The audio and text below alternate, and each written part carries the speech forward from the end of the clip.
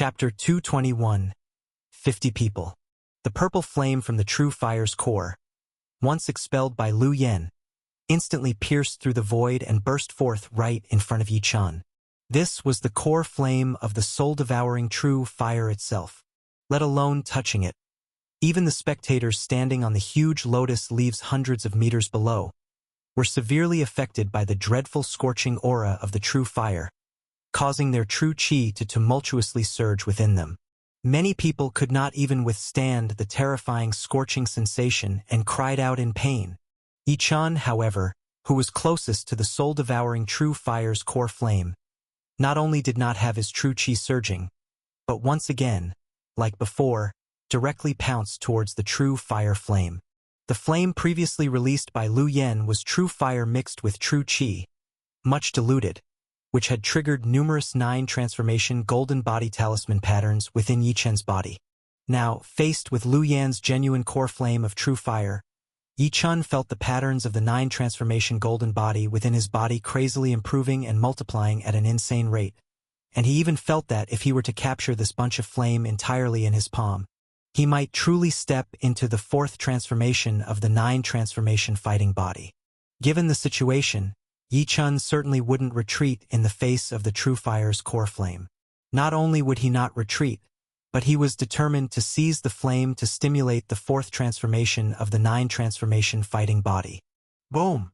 All those below witnessed that when Lu Yen expelled an even more powerful core flame of true fire, causing many below to cry out in unbearable pain, Yi Chun faced the true fire's core flame head-on. By the looks of it, Yi Chun intended to extinguish the burst of true fire just like before.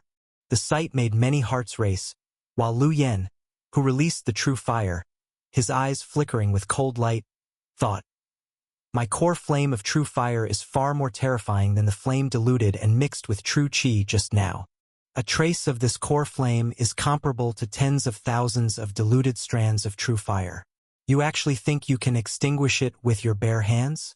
You're simply seeking death." Lu Yen watched Yi Chun and chose not to attack any longer. In his heart, Yi Chun, who tried to capture the true fire's core flame with his bare hands, was certain to die. There was no need for him to initiate another attack. In Lu Yan's cold gaze and as the hearts of those below were clenched tight, Yi Chun's hand once again captured the even more powerful core flame of true fire. The moment Yi Chun touched the core flame of true fire, everyone cried out in disbelief. Yi Chun actually grabbed the core flame of true fire once again in his palm, and not only was he unscathed, but he also extinguished that burst of true fire directly. Impossible! Seeing this result, Lu Yan's eyes nearly bulged out. He simply couldn't believe it. He had already found it inconceivable that Yi Chun could extinguish his diluted true fire, although that was still something others could achieve. But to extinguish the undiluted core flame of true fire with bare hands? That was not just beyond Spirit Sea realm practitioners. Even rotating pill realm powerhouses could hardly manage it. As Lu Yen screamed in disbelief, Yi Chun, who had just extinguished the true fire, suddenly became enveloped in a rush of endless golden light. This golden light was none other than the emanation of the golden monkey spirit pattern from Yi Chun's bones. The sky full of golden light completely wrapped around Yi Chun, one moment turning into a massive golden monkey phantom, the next into a divine golden aura, and at last, all transformed into the marvelous 9 transformation golden body talisman pattern, fusing into Yi Chun's upper body. After a momentary flash, it disappeared from sight. Previously, Yi Chun had only touched upon the 4th transformation of the 9 transformation fighting body, which allowed only his palms to manifest the 9 transformation golden body talisman pattern. But now, thanks to the soul-devouring true fire unleashed by Lu Yen, with just a thought, Yi Chun could make his entire upper body display the immensely powerful 9 transformation golden body talisman pattern. This was indeed stepping into the 4th transformation of the 9 transformation fighting body, and cultivating the 9 transformation golden body talisman pattern to the basic level. Yi Chun had finally taken a significant step forward in cultivating the immensely powerful external technique 9 transformation fighting body, enhancing both his attacking moves and power greatly. Pity, there's still too little true fire. If there was more, Perhaps I could enhance this fourth transformation further, possibly cultivating it to minor accomplishment, even great accomplishment. Any more true fire? Yi Chen then looked towards Lu Yen again. At this moment, in Yi Chen's eyes, Lu Yen was no longer an opponent. He was more like a treasure that stimulated his external technique. Being stared at with such a gaze by Yi Chen completely devastated Lu Yen. He realized that his true fire could not only not kill Yi Chen, but as he intensified his true fire, Yi Chen seemed to reap even greater benefits. Monster! Yi Chen is truly a monster. No, I can't use true fire anymore. If I do, I'm afraid I'll make him even stronger.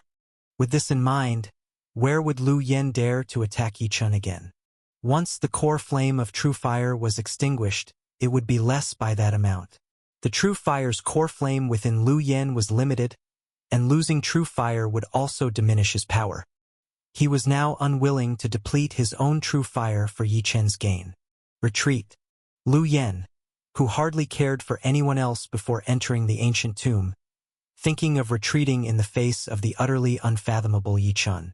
His strongest method, which was true fire, could subdue countless people, but unfortunately, against Yi Chen, it proved useless, leaving him with only the option of retreat. At this moment, Lu Yen, not even concerned about those 3 deceased flame sects half-step rotating pill practitioners, only wished to preserve his own strength above all. Boom! As an idea of retreat took hold, Lu Yen in the sky swiftly backed away, flying toward the flame sect disciples below. Seeing Lu Yan's retreat, Yi Chen shook his head. What a pity!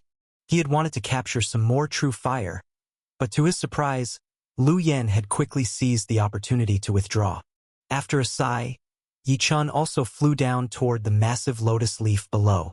Yi Chen and Lu Yen didn't have a deep hatred, so he had no intention of pursuing Lu Yen with intent to kill, especially considering that as a disciple of a 5th-grade major sect, Yi Chen didn't believe Lu Yen had no other life-saving tricks besides true fire, just as he had many life-saving measures he wouldn't use in combat.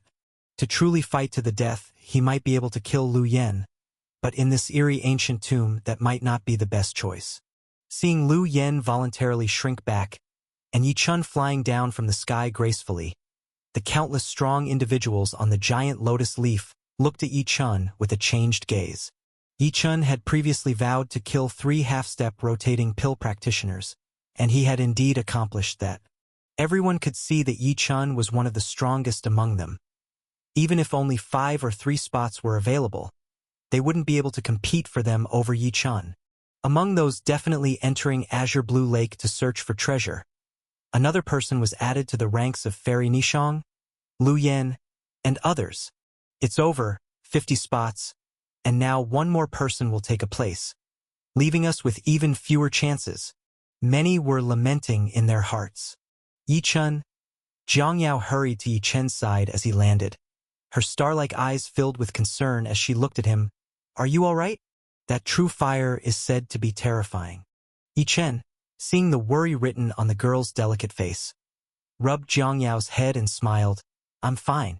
Do you remember the bone pattern secret transmission I told you I obtained in the ancestral land secret realm?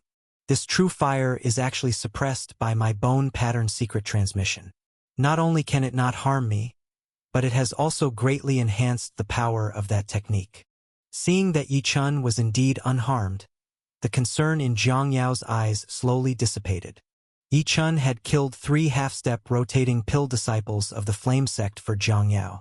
The Flame Sect's leader, Lu Yen, intervened and fought a great battle with Yi Chen, which, with Lu Yan's withdrawal from the fight, finally came to an end. After this minor dispute was resolved, more important matters were laid out before everyone. The Golden Demon Carp in Azure Blue Lake had said that of their 93, only 50 could enter the lake to search for treasure. Although Yi Chen had killed 3, there were still 90 of them left. From these 90 people, 40 must be disqualified from the treasure search, still trapped on this giant lotus leaf. Who would search for treasure and who would remain on the giant lotus leaf was the biggest problem facing everyone. The 3 half-step rotating pill disciples of the Flame Sect had provoked Jiang Yao to compete for spots, resulting in their deaths by Yi Chen's hand. which deterred others from challenging anyone. For a moment, an eerie silence fell over the giant lotus leaf. But many were showing signs of urgency in their eyes, as the golden demon carp had said they had only 1 hour to decide. After 1 hour, the golden demon carp would come to let them enter the lake. Just as many were hesitating to act, Fairy Nishang of the Moon Concealing Sect stepped forward. She glanced at Yi Chun, then at Lu Yen of the Flame Sect, and Yun Luo of the Cloud Sky Sect, among others. Finally, Fairy Nishang spoke up. Waiting like this isn't a solution. Since the master of this ancient tomb sent that golden demon carp to guard Azure Blue Lake, we must follow its rules to explore the lake. Otherwise, I fear none of us will find the legacy treasure. 50 spots remain and we are 90 people left. But we all know the strengths of many here, who certainly deserve a chance at these 50 spots. I suggest that my Moon Concealing Sect, as well as the Flame Sect, Cloud Sky Sect, and the Loose Cultivators each designate 10 people. Yi Chun can then choose 10 more individuals from the others. Let these 50 be the initial contenders for the spots. Those not selected, if dissatisfied, may choose one from these 50 to challenge one-on-one. If victorious, they can take that spot in the 50. If they lose the chance to challenge and will remain on the giant lotus leaf. Of course, the first 50 chosen, if defeated once, still have one more chance to fight to reclaim one spot in the 50. If they win, they can take back a spot, but if they lose, like the others, they will stay on the giant lotus leaf. Fellow cultivators, what do you think of this method to select the 50 who will search for treasure in the lake? Fairy Nishang's words prompted much discussion among the crowd, and in the end, they all nodded in agreement. Indeed, in such a situation, this method seemed relatively fair. Everyone would be able to prove their worth through their strength and have the opportunity to be among the 50. If they failed to seize the chance, they had only their lack of strength to blame, not others. Good. I agree with this method, someone called out. I agree too. Let's do it Fairy Nishang's way. Others voiced their agreement. Yi Chun, Lu Yen, friends from Cloud Sky Sect, and Loose Cultivators, what do you think? Fairy Nishang asked the others. It's fine, Yi Chun said with a faint smile. Lu Yen still had an iron-blue complexion. Having been disadvantaged in front of Yi Chun and having lost some of his true fire essence. He hadn't recovered from his irritation yet. However, he had no objections to Fairy Nishang's proposal, and Lu Yen simply nodded in agreement. In the end, all 90 people present reached a consensus to use Fairy Nishang's method to determine the 50 who would enter Azure Blue Lake and search for legacy treasure. Chapter 222. Azure Blue Mansion. The method of selecting the 50 spots was decided, and then the 90 people on the giant lotus leaf began to vie for those 50 spots. Soon, the first 50 were designated. The 3 fifth-rank sects, Moon Concealing Sect, Flame Sect, and Cloud Sky Sect, as well as the Loose Cultivators, chose people from their own teams. As for Yi Chun, apart from selecting Jiang Yao and Jin Liang, he also designated several individuals with strong auras from the 6th-rank sects as initial selections. After the 50 were designated, those who hadn't been selected began to challenge them. It didn't take long for challengers to make their moves, attacking those they believed they could defeat. The huge lotus leaf, spanning thousands of feet in area, could accommodate many people fighting at once. Soon, 7 or 8 battles unfolded. The clashes between the strong were over in a blink of an eye. As the battles concluded, the 40 to be eliminated from the 90 participants started to emerge. Many fights were between rotating Pill Realms half-steps or were late-stage Spirit C against late-stage Spirit C, their outcomes decided by the slimmest margins. However, there were a few major battles that once again made many witness the hidden strengths of some formidable individuals. Shuiyu, who hid within Cloud Soaring Sect and claimed to be a disciple of a demonic sect, burst forth in power, defeating a half-step rotating pill and stepping into the 50 spots. Later, he faced the challenges of 2 more half-step rotating pills and still beat them, cementing his spot among the 50 with his overwhelming strength, to the point where no one else dared to challenge him. Then there was Yun Luo from Cloud Sky Sect, the sect's leading figure. Numerous loose cultivators at half-step rotating pill simply would not acknowledge his late-stage spirit sea level and challenged him. As expected, Yun Luo proved the worth of his position, effortlessly sweeping away several half-step rotating pills. Another shocking figure in the field was Zhang Yao. Because of Yi Chun, many were apprehensive about challenging Zhang Yao, but after several rounds of combat, finally, some challenged her for those 50 spots to search for treasures in the lake. After all, this was the universally accepted selection rule. They challenged Zhang Yao not because of some past grudge like the earlier incident with those from Flame Sect, and it seemed Yi Chun wouldn't intervene.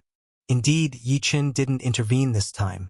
With a fair one-on-one challenge, he believed that Zhang Yao could make it into the selection of 50. Yi Chun was aware of Zhang Yao's strength, but many thought she was easy to deal with. The actual results of the combat, however, surprised many once again. At the early stage of the spirit sea level, the combat power Zhang Yao unleashed was by no means weaker than a half-step rotating pill, and even more so when she activated a mysterious technique. When an ice-blue spiritual pattern flashed at her forehead and her waist-length hair surged in power, Zhang Yao's overall strength soared to an unparalleled level. Zhang Yao also emerged as a dark horse, directly defeating 5 half-step rotating pill challengers and firmly securing one of the 50 spots. With the display of strength from individuals like Zhang Yao, Yun Luo, and Shuiyu, along with recognized powerhouses such as Yi Chun, Fairy Nishang, and Lu Yen, the 50 candidates to enter Azure Blue Lake gradually came into clearer view. When more than half an hour had passed, no more challenges were made, and the final 50 who would have the chance to search for relics were determined. Among these 50, Flame Sect had 7 people, Moon Concealing Sect had 8, Cloud Sky Sect also had 8, Loose Cultivators had 7, and the rest were from other sects. Jin Liang from Taishan Sect, sadly, was eliminated in the process, falling into the group of 40 who could only stay on the giant lotus leaf. Once the outcome was confirmed, those 40 were dispirited, but they had no choice but to accept the results. They simply couldn't match the strength of the other 50 present. Meanwhile, the 50 about to enter Azure Blue Lake all sat on the giant lotus leaf, recuperating and waiting for the golden demon carp to appear again. When an hour passed and the Azure Blue Lake waters once again churned with great splashes, all 50 stood up. It's here. The golden demon carp has arrived. This signaled that they could soon enter Azure Blue Lake to search for relics. Azure Blue Lake was renowned within the central giant island realm for having relics of the rotating pill level. Previously, on the outer 10 islands, those who successfully made it to the central island had come upon many spirit sea level relics, reaping considerable rewards. And a rotating pill realm treasure, that's a treasure that even the strong figures of the rotating pill realm would covet. Of course they would want it even more. The golden demon carp flew up from the Azure Blue Lake, observed the 50 people who stood up, and then glanced at the other 40 people behind who appeared somewhat dejected. With a turn of its eyes, it understood. The 50 who would enter the Azure Blue Lake with it were determined. The demon carp chuckled, turned to the 50 people and without further words, directly said, "Let's go." The 50 confirmed to enter the lake. "Come out one by one. Follow me into the Azure Blue Lake." As the demon carp spoke, a blue Dao talisman spouted from its mouth. As the talisman flickered with light, the barrier confining the giant lotus leaf opened a gap. Everyone on the giant lotus leaf smelled the inexplicable scent of the lake water coming from outside the leaf. This lake water scent, filled with the essence of water spirits, made one feel extremely refreshed. As this essence wafted in, Yi Chun, Zhang Yao, Fairy Nishang, Lu Yen, Shuiyu, and the other 50 people all flew out through the gap. After that, the demon carp swallowed the blue Dao talisman, and the confining barrier of the giant lotus leaf was restored, enclosing the 40 people who still remained on the leaf. Then, with a roll, the demon carp plunged back into the Azure Blue Lake. After bidding farewell to those who remained on the lotus leaf, Yi Chun and the others stimulated their true chi and formed a barrier of true chi around themselves. They followed the golden demon carp, diving into the Azure Blue Lake. At last, the surface of the lake returned to quietness, leaving only the giant lotus leaves floating atop the water. Only the 40 competitors who had failed to secure a slot were still trapped on that initial giant lotus leaf. The golden demon carp continually flew downwards in the water, and Yi Chun, along with the other 50 people, followed behind the golden demon carp, diving deeper. After flying for almost half an hour, with no idea how deep they had gone, they finally saw a mansion appearing in the depths of the water. This underwater mansion was black, and as they got closer, Yi Chun and the others realized that what seemed to be a modestly sized mansion from afar had a front gate hundreds of feet tall. Moreover, the gate was open, revealing a deep, ominous cavity reminiscent of the maw of a massive beast, leading into the interior of the mansion, where no one knew what lay inside. But everyone knew that the mansion was anything but ordinary, for on the gate and walls of the mansion were carved countless exotic symbols, emanating an inexplicable azure blue glow that illuminated the boundless and deeply enigmatic waters of the azure blue lake. As Yi Chun and the others drew nearer, they could feel a terrifying aura emanating from the entire mansion.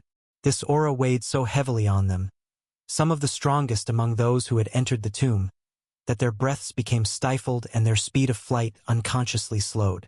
They also saw a large plaque above the entrance of the mansion, inscribed with 3 ancient characters, Azure Blue Mansion.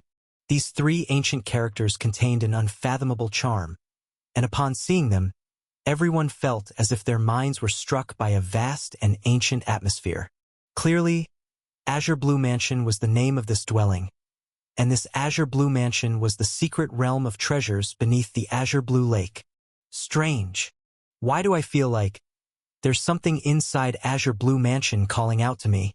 As everyone was scrutinizing the 3 characters of Azure Blue Mansion, Jiang Yao experienced a peculiar sensation. This feeling was even linked to the bloodline secret technique she had been born with, which she had never quite understood. It seemed that something mysterious within Azure Blue Mansion was attracting her bloodline secret technique. Yi Chun, this Azure Blue Mansion is so strange. Finally, Jiang Yao transmitted her voice to Yi Chun. I always feel like there's something inside, summoning me. Summoning? Yi Chun looked at Jiang Yao with a hint of surprise. This was the Heavenly Saint Ancient Tomb after all, and a very mysterious Heavenly Saint Ancient Tomb. How could something inside be summoning Jiang Yao? Yi Chun took Jiang Yao's hand. No matter what it was, he would accompany Jiang Yao into the Azure Blue Mansion and explore together. The group continued to observe the enormous mansion as they flew towards the water mansion.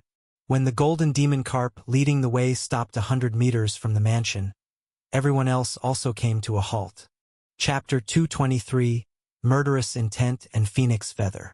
Everyone looked up, closely examining the colossal mansion from up close. Azure Blue Mansion. Looking at the name of the water mansion from up close, the vast and ancient aura felt even more intense. The inscriptions on the mansion's walls that shone with an inexplicable azure glow were all the more captivating. Everyone could hardly wait to rush into the water mansion to see what was inside. Azure Blue Mansion, Azure Blue Mansion. Jiang Yao furrowed her brows as she looked at the name of the water mansion. She felt the calling from inside the mansion was becoming even stronger. At this moment, the golden demon carp that had stopped in front had finally spoken again. You have all seen the words, Azure Blue Mansion. This Azure Blue Mansion is the real treasure ground of Azure Blue Lake, the place that you will enter next. While speaking, the golden demon carp gazed at the gigantic mansion in front, its eyes filled with the same wonder and obsession about the Azure Blue Mansion. The Azure Blue Mansion is a mystical object left behind more than 3,000 years ago by the great Heavenly Saint Lord, the master of this ancient tomb. It is said to have been a treasure that the Heavenly Saint Lord acquired from the upper realm. The words of the golden demon carp made everyone behind it take a deep breath. The upper realm. All 50 individuals capable of entering the Azure Blue Lake, each an outstanding figure, certainly understood what the 2 words upper realm signified.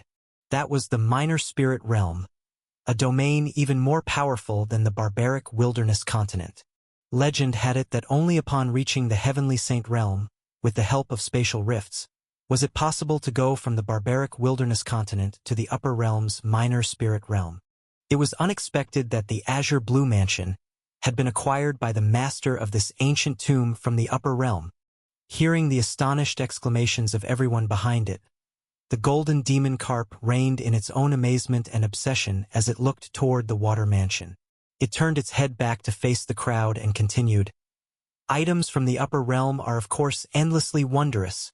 Inside, the heavenly Saint Lord placed countless treasures, and even the water mansion itself is imbued with many treasures. Back in the day, even the heavenly Saint Lord didn't manage to collect them all. I must congratulate you, for you have been given the opportunity to enter this object from the upper realm." At this, the golden demon carp chuckled slyly. "But I must also warn you, within this azure blue mansion lies danger at every turn, and for those of your strength to enter, if even half of you make it out alive, that will be an achievement." Buzz. The words of the golden demon carp abruptly caused many faces to change. They had made it into the water mansion and were already representing the strongest group among the tomb explorers. Yet, the demon carp suggested that only half would survive the ordeal inside. This obviously indicated that the azure blue mansion was rife with lethal dangers, and their strength did not guarantee safety throughout the venture. Seeing the expressions on everyone's faces, the golden demon carp sneered inwardly. "This is the first of the 3 most deadly traps in the ancient tomb. Of course, it's extremely dangerous. Within, there are places even the heavenly Saint Lord himself dared not tread. The more dangerous it is, the more it indicates the preciousness of the treasures within. The heavenly Saint Lord once said that by exploring only a third of the mansion, he reaped incredible benefits. I can't understand why the heavenly Saint Lord would offer up this treasure for you to enter. Even after so many years, I have never once set foot inside. Humph, it doesn't matter, you people will end up just like those on the huge lotus leaves on the lake, just like those on the outer islands, all dead. Even if some of you are lucky enough to exit alive, you will meet your end eventually. The treasures of the azure blue mansion will ultimately belong to the heavenly Saint Lord." After the golden demon carp sneered inwardly, its gaze swept over the crowd again. "All right, as for the matter of this azure blue mansion, I will tell you only this much. Inside, there are countless treasures, but also numerous deadly traps. If you dare not venture inside, then you can roll back to the surface of the lake, to join the 40 on the huge lotus leaves. If you have the courage to venture forth, then go ahead." Upon hearing the words of the golden demon carp, everyone turned their eyes to the enormous azure blue mansion ahead, to the dark and hollow doorway that resembled the gaping maw of a great beast. Not a single person backed down. Having reached this region of the ancient tomb, they were not inclined to retreat. With the tomb's extraordinary mysteries, they were compelled to seize every chance to enhance their strength. Otherwise, waiting idly would be of no help, and they might even run out of time to improve if unforeseen changes occurred later. They certainly wouldn't miss the mystery and the inexplicable allure of the azure blue mansion. "Yi-chun, should we also go into the azure blue mansion?" Zhang Yao reached out with her mind to Yi-chun. "I keep feeling like I want to go inside this water mansion." Yi-chun looked at Zhang Yao. He had never seen Zhang Yao like this before. It appeared that something inside the azure blue mansion was indeed calling out to her. "All right, I'll accompany you inside. No matter how dangerous the azure blue mansion may be, we'll face it together." Yi-chun gripped Zhang Yao's hand firmly as he communed with her. Danger? Yi-chun was not afraid of danger. Compared to threatening situations, he was more concerned about letting Zhang Yao wander through the azure blue mansion alone. Seeing that no one harbored a thought of retreat, the golden demon carp had nothing more to say. It pointed its finger toward the dark and gloomy gates of the water mansion ahead and spoke. "Go in.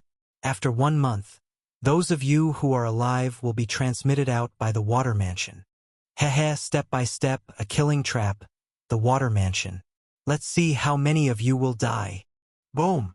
As the golden demon carp spoke, it flicked its massive tail, opening the path leading directly to the gates of the azure blue mansion. "Enter. Venture into the azure blue mansion." Seeing the golden demon carp's movement, the 50 tomb explorers hesitated no longer. They released their true chi, enshrouding themselves within it, and then one after another, they flew toward the gates of the azure blue mansion. Yi-chun and Zhang Yao followed at the back of the group. In the front, several solo half-step rotating pill cultivators were the fastest in flight. The closer they got to the dark and gloomy gates of the azure blue mansion, the more intense Yi-chan felt the strange ancient qi, even forming into terrifying currents of air, swirling in front of the gate. When Yi-chan and Zhang Yao were more than 30 meters away from the gate, the solo half-step rotating pill cultivators in front had already arrived at the entrance of the dark and gloomy gateway. Just then, everyone behind heard a dreadful crack, crack, crack sound of something being crushed. Of the 5 solo half-step rotating pill cultivators who had flown to the entrance of the dark and gloomy gate, 3 were instantly brushed by the current of ancient qi and slowly turned into dust. Only 2 managed to break through the current of ancient qi and darted successfully into the dark and gloomy gate, entering the azure blue mansion. This. When they saw that 3 out of 5 had died instantly, many people behind them stopped in shock. They could feel that the 3 who had died were eliminated by the currents of ancient qi that swirled before the gate. This ancient qi current grew increasingly intense closer to the gate, terrifyingly so. Looking at how those 3 turned into dust, without even a trace of blood flowing out, it seemed as though all their blood had been pressed into their flesh, which was then torn apart by the ancient qi. It was incredibly horrifying. I've already said that the azure blue mansion is full of deadly traps. And look, 3 are dead already without even entering, jeered the golden demon carp from behind. Hearing the golden demon carp's voice, many people's expressions changed, and then another 8 people charged towards the water mansion. Regardless of the danger, they had to venture into the water mansion. Getting in first might allow them to grab the best treasures, and they naturally didn't want to fall behind. Since some had already entered successfully, that meant it wasn't impossible to get in. Everyone held the thought that they too could enter the water mansion. Boom! Boom! Boom! When these 8 people charged toward the water mansion, they had mobilized all their focus and defensive tactics. As a result, 6 of them successfully burst into the water mansion, but 2 late-stage Spirit Sea disciples were once again killed by the ancient qi current outside the mansion, turned instantly into bits and died. Charge! Let's go! Seeing more people successfully enter this time, others could no longer care about those who had died. One by one, they stimulated all their techniques and rushed toward the gates of the azure blue mansion. We should go too. Yi-chen's body shook with the mighty and unparalleled Gang Yuan true qi, instantly enveloping both him and Zhang Yao with a wondrous silver glow. The ice-blue spiritual patterns on Zhang Yao's forehead also started to flicker, as her icy blue true qi covered both her and Yi-chen's bodies as well. Together, the 2 soared toward the dark and gloomy gate. Whoosh! Whoosh! Whoosh! The closer they flew, the more turbulent the ancient qi currents became. And when 12 had already perished, Yi-chan and Zhang Yao finally burst through the gates of the azure blue mansion. Boom! The terrifying ancient qi current that was killing everyone shredded the protective true qi outside their bodies. But then a surge of true qi erupted from Yi-chan and Zhang Yao once again. Their supply of true qi far exceeded the rate at which it was being destroyed. Surrounded by a surging protective true qi, the 2 finally made it through the deadly threshold into the azure blue mansion.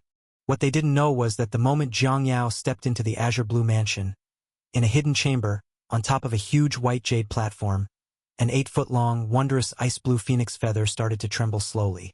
The ice-blue phoenix feather, with its colors and law patterns, was strikingly identical to the ice-blue spiritual patterns on Zhang Yao's forehead. They were also unaware that even the original Heavenly Saint Lord, who had gotten the azure blue mansion, lacked the power to enter this chamber housing the mystical ice-blue phoenix feather. Just the platform holding the phoenix feather, made of jade that would make even the Heavenly Saints scream in excitement, was indeed the void sky grade precious jade, coveted by the saints, and that ice-blue, over 8-foot phoenix feather emitted a divine light that was even more valuable than the void sky grade precious jade below. Chapter 224, Legacy Treasure Water Droplet. The ice-blue divine light that is even more precious than void sky-level gems. Such an item would incite countless powerhouses to scramble over it even in the upper realm's minor spirit realm, let alone the lower realm.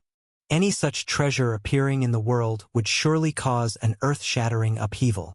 But now, such a wondrous treasure is hidden within the deepest secret chamber of the Azure Blue Mansion. No one knows that within the Azure Blue Mansion lies such a miraculous secret treasure. Even the original master of this ancient tomb who had obtained the Azure Blue Mansion from the upper realm was unaware of the existence of the Ice Blue Phoenix feather. Nobody is more unaware that this treasure, surpassing the rotating pill level, heavenly saint level, and even the void sky true god level, would be related to Zhang Yao. That it would call out to Zhang Yao. Undoubtedly, the secrets hidden here are no less significant than the secrets of the treasure emitting the ice blue divine light. The wondrous ice blue phoenix feather vibrates gently in the secret chamber, but outside and within the Azure Blue Mansion, not the slightest abnormal phenomenon appeared, as if it were just an ordinary day. At this moment, Yi Chen, Zhang Yao, and other tomb explorers who had broken into the Azure Blue Mansion had finally arrived at a grand hall after rushing through the dark and gloomy entrance. After Yi Chen and Zhang Yao entered the Azure Blue Mansion, another 7 or 8 people followed suit. Out of 50 people who dared to venture into the Azure Blue Mansion, 15 perished in the dreadful ancient air currents at the entrance, leaving 35 who successfully made their way inside. 50 adventurers to the Azure Blue Mansion, and almost half had perished right at the entrance. This situation caused the 35 who had successfully entered to regard their surroundings with extreme solemnity. The Golden Demon Carp had said that the Azure Blue Mansion was filled with dangers at every turn. The death of those 15 at the entrance made it abundantly clear to them that the words of the Golden Demon Carp were not meant to intimidate them. Once inside the Azure Blue Mansion, if they were not careful, many among these 35 people might die, and in the end it might indeed be as the Golden Demon Carp said. Less than half may leave alive. The faces of the 35 people, solemn and cautious, surveyed this grand hall they had entered. Is this the grand hall inside the Azure Blue Mansion? Looking up, the grand hall where they stood was immensely vast. It was brilliantly lit, with its length, width, and height all exceeding 100 zhang. The walls of the great hall revealed many passageways, the destinations of which were unknown. Even more intriguing to all were the sights above the grand hall. At that moment, suspended in the air above the grand hall were droplets of black water, each around 3 to 4 meters in size. There were precisely 30 of these black droplets. 30 droplets larger than a person floated in midair without falling, naturally drawing everyone's gaze. What shocked Yi Chen and others even more was the aura that these droplets emitted. They could feel that hidden within these black droplets were treasures, and not just any treasures, but ones that surpassed legacy treasures of the spirit sea level. Among them could very well be the rotating pill-level legacy treasures. With this thought, the eyes of the crowd looking at the 30 black droplets hanging in the high air of the great hall turned fervent. Rotating pill-level legacy treasures, even obtaining one would mean their trip had not been in vain. Boom! Boom! Boom! Just as everyone's eyes were fixated on the black droplets in the sky, the 30 black droplets suddenly emitted light. The strength of the glow varied among the droplets, with the brightest ones exuding the strongest aura of treasures. Simultaneously, amidst the radiance of the black droplets, a stream of textural information, like flowing water, poured into the minds of every tomb explorer in the great hall. Yi Chen and the others passed their divine thoughts through this textual information, their eyes growing brighter and brighter. So that's how it is. These black droplets are indeed where the master of this ancient tomb left the rotating pill-level legacy treasures. Through the information transmitted into their minds, they finally understood how to traverse this Azure Blue Mansion. It turned out that the Azure Blue Mansion was a wondrous treasure obtained by the ancient tomb's master, which was divided into 3 realm layers: the outer mansion, middle mansion, and inner mansion. Even the master of the ancient tomb, who reached the heavenly saint level, had only managed to journey through the outer mansion of the Azure Blue Mansion and had yet to completely traverse it after obtaining it. The middle mansion and inner mansion of the Azure Blue Mansion, even with the strength of a heavenly saint, were beyond the tomb master's ability to enter. According to the tomb master, The outer mansion of the Azure Blue Mansion contained countless secret chambers accessed by the various passageways in the Grand Hall. Hidden within these countless secret chambers were countless treasures. The heavenly saint from those years had obtained numerous treasures from these countless secret chambers of the outer mansion. Yichun, Zhang Yao, and the 35 tomb explorers were now in the Grand Hall of the outer mansion of the Azure Blue Mansion. The various passages of the Grand Hall were the entrances to the countless secret chambers of the outer mansion. Many of the treasures within these secret chambers had been taken by the Tomb Master, but still, many remained intact and undiscovered. If these tomb explorers had the strength, they could enter them and search for the treasures within the secret chambers. However, the Tomb Master also left a message saying that the treasures within these secret chambers were the Azure Blue Mansion's own treasures, extraordinary and immensely valuable, and equally difficult to obtain. Each secret cavern was laden with countless deadly traps and mechanisms. Even the ancient Tomb's Master, with his cultivation at the Heavenly Saint Realm, hadn't fully explored all these caverns. This attested to how difficult it was for tomb explorers like them, far from reaching the Heavenly Saint Realm, to obtain treasures from these caverns. Besides searching for treasures in these countless secret caverns, there was another place to directly obtain treasures: the 30 black droplets suspended in the air of this grand hall. These 30 black droplets, left by the master of the ancient tomb, contained the legacy treasures that the tomb's master had acquired during his lifetime. These droplets were, in fact, the tomb master's legacy treasure droplets. Inside were rotating pill-level treasure instruments, precious pills, and even rotating pill-level heavenly techniques. The brighter the glow of a black droplet, the more precious the treasure inside. And the tomb's master had set the rule that everyone who entered this grand hall could freely challenge the numerous secret caverns, relying on their strength and luck to obtain treasures within a month's time.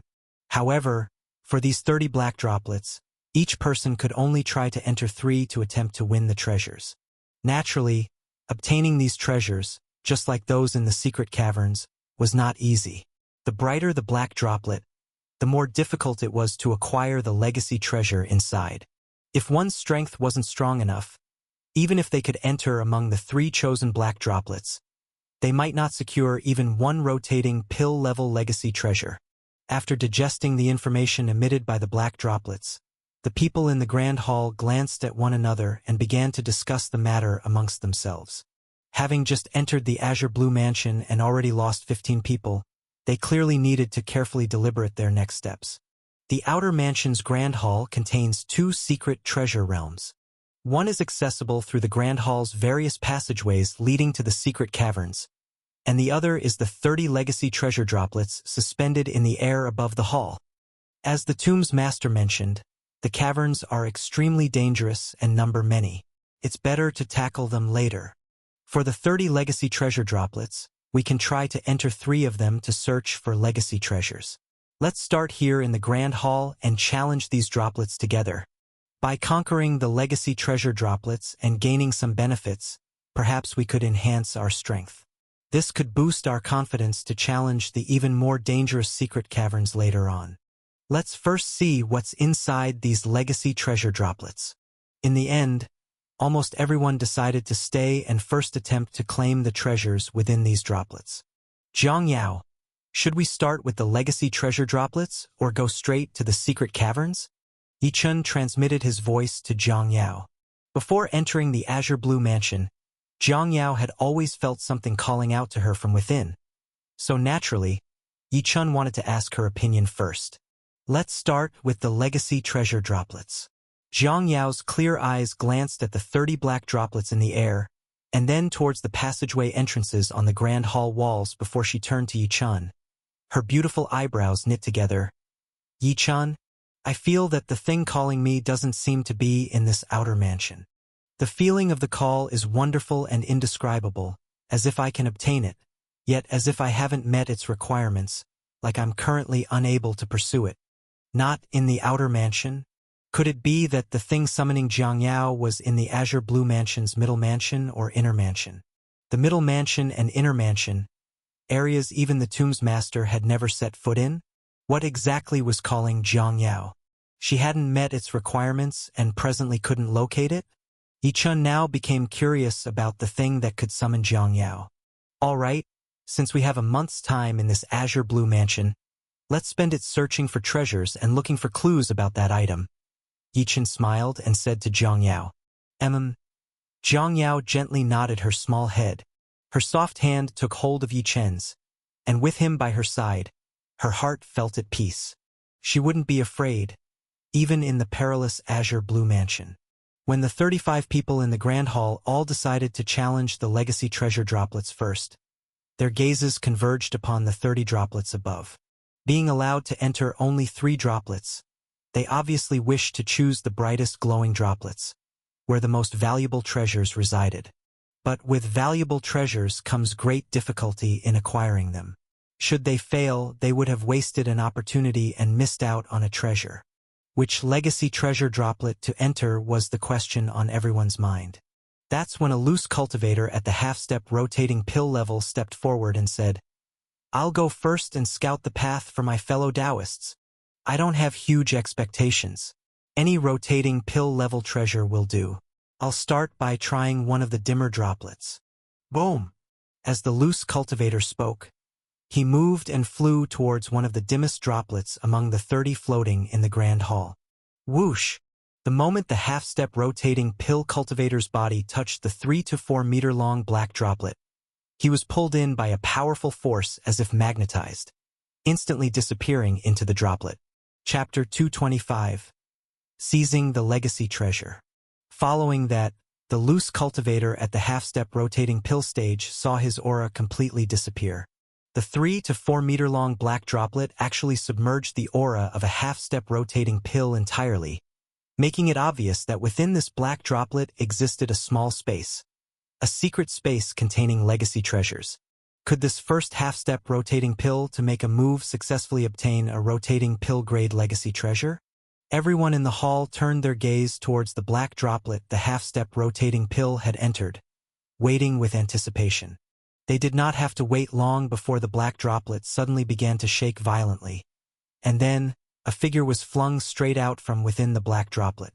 This figure was none other than the loose cultivator at the half-step rotating pill stage who had previously entered the black droplet. Did he acquire a treasure? All eyes turned towards the half-step rotating pill, only to realize that he held no treasures in his hand, and his complexion turned somewhat pale. Had he failed? This half-step rotating pill had chosen one of the darkest drops of legacy treasure, which meant it should have been easier to obtain the treasure within. He failed even under these circumstances. Everyone crowded around the half-step rotating pill, for they knew that as the first person to enter the black droplet, he would know the most about the conditions inside. They naturally wanted to ask him questions to prepare for their own attempts to snatch the legacy treasures within the droplet. Seeing the crowd gathering, the loose cultivator at the half-step rotating pill stage knew without asking what they were there for. "I failed. I have failed." The half-step rotating pill let out a bitter laugh. Inside that legacy treasure droplet is a test space. As soon as I entered, I was attacked by drops of fiery red rain. Those drops of rain, falling from the space's sky, each contained power that exceeded my combat strength. I was utterly defenseless. It felt like I was directly pierced by the raindrops. And then I was ejected from the legacy treasure droplet. It was expected that there would be a challenge inside the legacy treasure droplet. After all, in order to obtain the treasures hidden inside, there would naturally be tests involved. The legacy treasures wouldn't be acquired without effort. But what they had not anticipated was that even the weakest legacy treasure droplets challenge would be so fearsome. The fiery red raindrops were the test, and the power of any single raindrop exceeded the combat strength of this half-step rotating pill. This revelation made many in the room grow solemn. It directly implied that most of them might not be able to acquire even a single rotating pill-grade legacy treasure. Fellow Taoist, take some time to recover. I shall give it a try. At this moment, another half-step rotating pill stepped forward. The outcome, however, was the same. This new half-step rotating pill, with a slightly stronger aura than the previous loose cultivator, chose to enter one of the darkest legacy treasure droplets in a bid to seize a treasure, and he too failed. This caused many people's expressions to turn ugly. Could it be that none of them could obtain a single legacy treasure? Not even the weakest rotating pill-level legacy treasure. In their unwillingness to accept defeat, more people made their moves. After 5 or 6 half-step rotating pills had their go, a change finally occurred with the 6th attempt. He was a half-step rotating pill from the Cloud Sky sect. This half-step rotating pill from the Cloud Sky sect also chose to enter one of the weaker droplets amongst the legacy treasures. This time, he remained in the droplet for 3 times as long as the previous half-step rotating pills before being ejected without being thrown out. At this, everyone grew excited. Could it be, this fellow Taoist has succeeded? A rotating pill-grade legacy treasure. Even the weakest one would be a tremendous gain if he has succeeded. After 5 failures, are we finally going to see someone reap a reward? While everyone waited, and after the legacy treasure droplet was entered for the duration of a stick of incense, the droplet finally began to buzz and tremble intensely. Amidst the trembling, it started to emit a crimson glow. Looking at this, the situation was clearly different from when the previous half-step rotating pills were ejected in failure. It was very likely that this half-step rotating pill from Cloud Sky sect had truly succeeded. While everyone hung suspended in anticipation, the legacy treasure droplet that radiated crimson light began to buzz and tremble even more. Suddenly, with a flicker of light, a figure flew out from within it. "Ha ha! I've succeeded. I've got a lower-grade treasure instrument." The figure that flew out was precisely the same half-step rotating pill from Cloud Sky sect who had entered the legacy treasure droplet. As soon as he flew out, he laughed out loud, raising his hand in triumph. Everyone looked towards the Cloud Sky sect half-step rotating pill's hand and indeed saw in his grip a short flying knife shimmering with a treasure light. Just by the shining treasure radiance on the short knife, it was apparent that it was no ordinary item. A low-grade treasure instrument. Recalling the words spoken earlier by the loose cultivator of the Cloud Sky sect who had obtained the half-step rotating pill from the legacy treasure, a black bead, everyone felt a jolt of excitement. This half-step rotating pill had truly acquired a rotating pill-level legacy treasure, a flying dagger that reached the level of a low-grade treasure instrument. Treasure instruments, they contain countless divine ability bands comparable to the power of rotating pill-level combatants. Their might is incredibly astonishing. Such treasures, naturally, were coveted by everyone. As the half-step rotating pill landed among the crowd, he spread his hand open and excitedly said, "This flying dagger contains 28 bands. It's a low-grade treasure instrument, and there are no other restrictions on it. I just need to refine it a bit, and I'll be able to use it." Seeing the flying dagger in the palm of the half-step rotating pill, many felt a surge of optimism. Having previously failed 5 times, they were worried that they might not obtain any legacy treasures, but now that someone had succeeded, confidence soared in many people. Refine the flying dagger later. First, tell us about the situation of your trial. Someone urged the half-step rotating pill impatiently. After I entered this legacy treasure droplet, like the other fellow cultivators before me, I also encountered a sky filled with fiery red raindrops. The lethality of these raindrops was truly astonishing.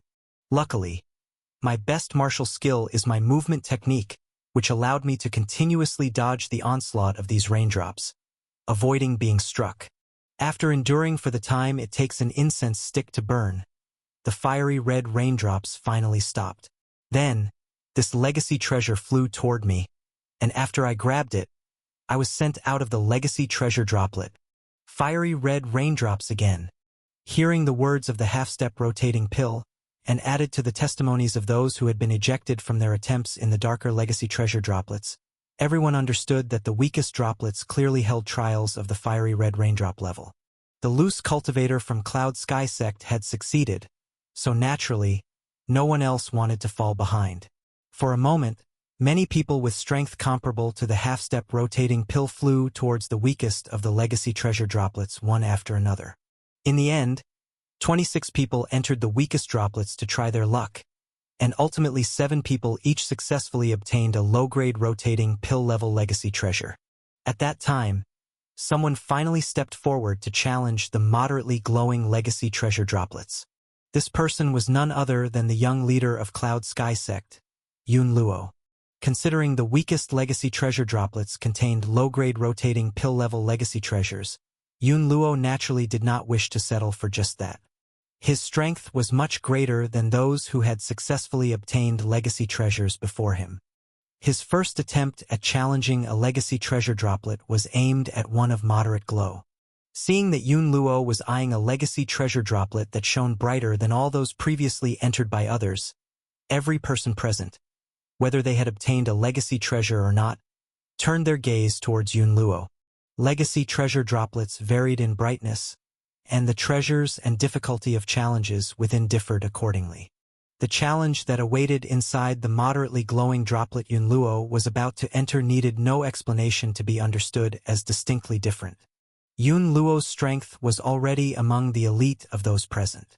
Whether he could succeed in obtaining a legacy treasure from the moderately glowing droplet would largely predict the outcomes for many others. Momentarily, all eyes were fixed on Yun Luo. Even Yi Chun, Zhang Yao, Fairy Nishang, Lu Yen, and others watched him intently. Boom! Just then, Yun Luo's figure moved, and in an instant, he flashed into the moderately glowing legacy treasure droplet. Everyone waited. The wait quickly spanned the time it takes an incense stick to burn. In the dimmest legacy treasure droplets, enduring this long without being ejected definitely meant acquiring a legacy treasure. However, now that the time had passed, the droplet Yun Luo entered showed no reaction, clearly indicating that the rules for these moderately glowing droplets were completely different from those of the darkest droplets. After another incense stick's time passed, still no movement. Just as it was nearing 3 sticks of incense in time, the droplet suddenly began to violently shake, and then a figure was flung out directly from within. It was none other than Yun Luo. When everyone looked at Yun Luo's face, they could see his expression of dejection. Yun Luo had failed. Yun Luo, the commander of the great 5th-rank sect, the Cloud Sky Sect, was exceedingly powerful, yet he had failed. This result astonished many into exclaiming out loud. If Yun Luo with his strength had failed, it meant that most others probably had no chance with the moderately glowing legacy treasure droplets. Inside these moderately glowing droplets might lay mid-grade rotating pill-level legacy treasures. Following Yun Luo's failed attempt, it seemed unlikely that many would obtain mid-grade rotating pill-level legacy treasures. Junior brother Yun Luo, what was it like inside? Several of the half-step rotating pills from Cloud Sky Sect approached Yun Luo. The others also gathered around Yun Luo, ready to hear about what the challenge within the legacy treasure droplet he faced was like. The legacy treasure droplet I entered had a moderate glow, much brighter than the ones they had entered before, and as expected, the challenge was different. The previous cultivators said they faced a sky filled with fiery red raindrops, but what I faced were purple raindrops directly.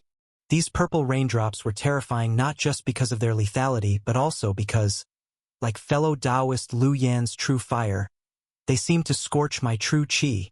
It was as if these raindrops harbored true fire within.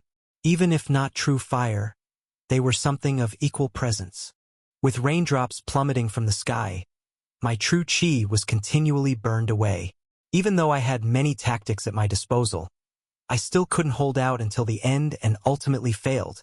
Chapter 226. The Brightest Water Drop. Yun Luo's words caused everyone's face to change dramatically. Their gaze turned directly to Lu Yen and Yi Chun. Descend purple raindrops? Raindrops as powerful as Lu Yan's true fire raining down from the sky? The test within these medium brightness relic drops. Is it really that terrifying? In such a scenario, I'm afraid that even the mightiest few, except for Yi Chun, who might have some assurance, no one else would dare to say they are confident in passing the test. This is what the medium brightness relic drops are like, so very terrifying. Then, what about the slightly brighter relic drops, or even the brightest relic drops? What kind of challenges would be inside? How terrifying would they be? The others didn't dare to think further. At this moment, not only did they not dare to think about the brightest relic drops, but there were probably few who dared to venture into these medium brightness relic drops. I'll go. At this time, Lu Yen, whose expression had been somewhat gloomy, stood up. After being suppressed by Yi Chun, Lu Yen had been somewhat silent. Now, hearing Yun Luo mention that the test inside the medium brightness relic drops was as difficult as his true fire, many gazes once again gathered on him. Lu Yen immediately thought of the situation during his bitter fight with Yi Chun. He also thought of his disheveled appearance when he was completely suppressed, utterly at a disadvantage by Yi Chun. Thinking of this, how could Lu Yen bear it? He was desperate to prove himself, to prove he had the strength to seize even stronger relics. So, he stepped forward. Seeing Lu Yen stand up, everyone looked towards him. Lu Yan's strength was indeed a bit stronger than Yun Luo's. Whether he could obtain a relic from the medium brightness drop was truly an unknown outcome. This unknown outcome, of course, everyone was extremely concerned about. Lu Yen, who had stepped forward, paid no attention to everyone's gaze. His figure moved, and he shot straight into the 3 to 4 meter long medium brightness relic drop. Time slowly passed. 1 incense stick, 2 incense sticks, 3 incense sticks. After the time of 3 incense sticks had passed, many people's faces had changed. Could junior brother Lu Yen be succeeding? The disciples of the flame sect within the Great Hall were the first to cry out. The others were also talking amongst themselves. It seemed very likely that Lu Yen might be successful. Just when they thought Lu Yen could really succeed, at that moment, the medium brightness relic drop in the air of the Great Hall suddenly shook violently. Following that, Lu Yen was ejected out of the relic drop. Phew! Not only was he ejected, but everyone saw Lu Yen spurt out a mouthful of blood as he was thrown out. Obviously, he was not lightly injured. This shocked many people's faces greatly. Lu Yen, with his powerful ability to refine true fire, had failed, and not only did he fail, but he was also injured and vomiting blood. Junior brother Lu Yen, what happened? The disciples of the flame sect hurriedly surrounded Lu Yen, but Lu Yen just snorted coldly, not uttering a word, and sat down cross-legged on the spot to heal his injuries. Lu Yan's reaction made many people even more frustrated. Clearly, Lu Yen was not willing to reveal anything about the challenges inside the relic drop. What should we do? Both Yun Luo and Lu Yen, 2 great experts, have failed the middle brightness relic drop challenge. Can we even go in? We only have 3 chances to choose a relic drop, and if we enter and fail, that's equivalent to losing a relic altogether. After all, if I used this opportunity on the dimmest relic drops, I'm definitely confident of gaining another relic. But the relics inside the medium brightness drops are much more precious than those of the inferior Dan level relics. It's such a pity to give up. Many people struggled with the decision. For a time, the scene became devoid of people daring to venture into relic drops. Yi Chun, since no one else is taking action, should you take on the relic drop challenge first, or should I? At that time, Yi Chun in the crowd suddenly heard Fairy Nishang's telepathic message. He looked at Fairy Nishang and saw her smiling at him. In the arena, the only ones truly confident in overcoming Lu Yen were Yi Chan and Fairy Nishang. And, of course, Jiang Yao could have a certain assurance if she fully unleashed the power of her flying sword. Fairy Nishang was unaware of Jiang Yao's flying sword technique. Therefore, she was inquiring to Yi Chun.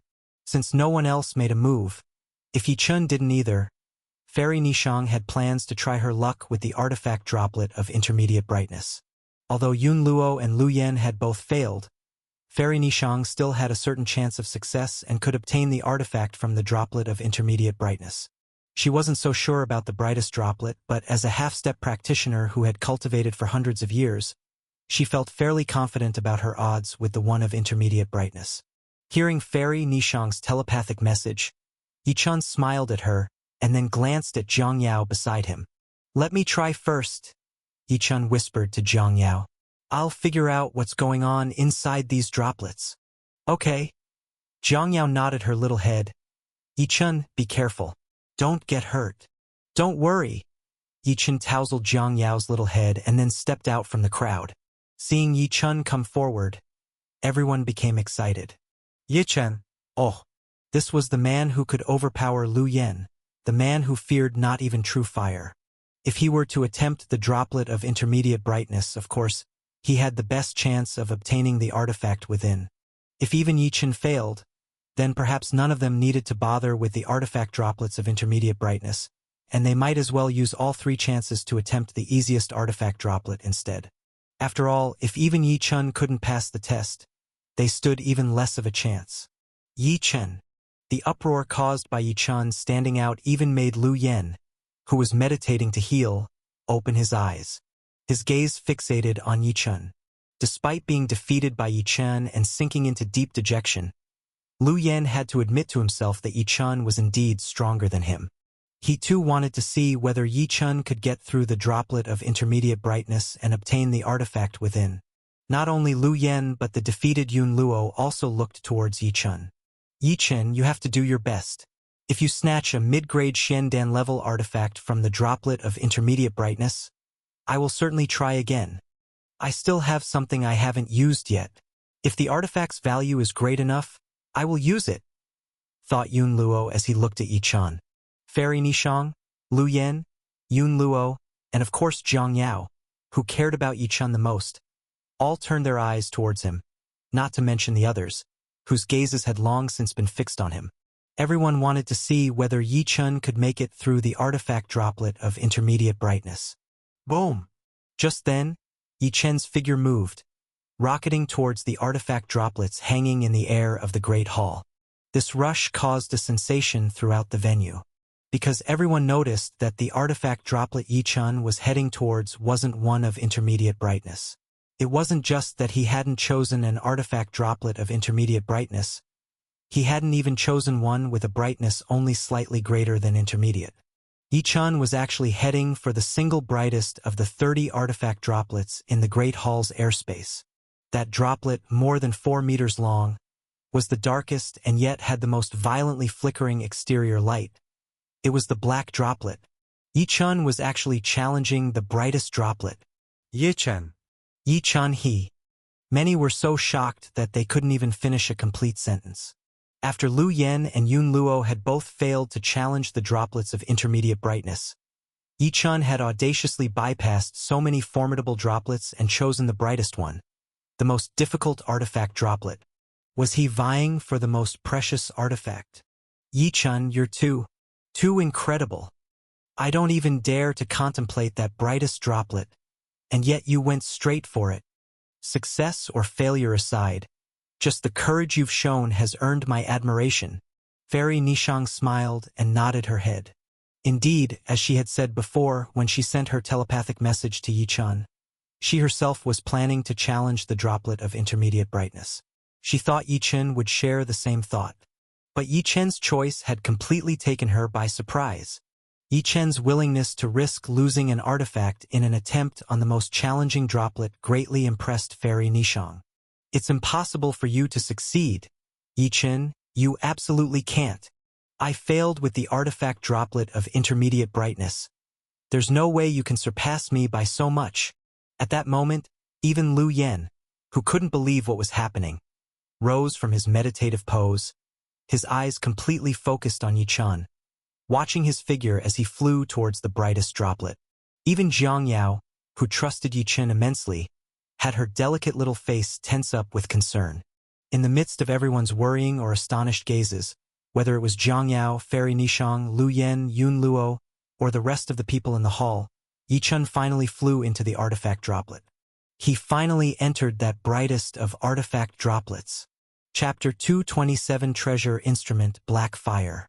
From the outside, the brightest of the droplets of legacy treasure that Yichen entered was just over 4 meters long.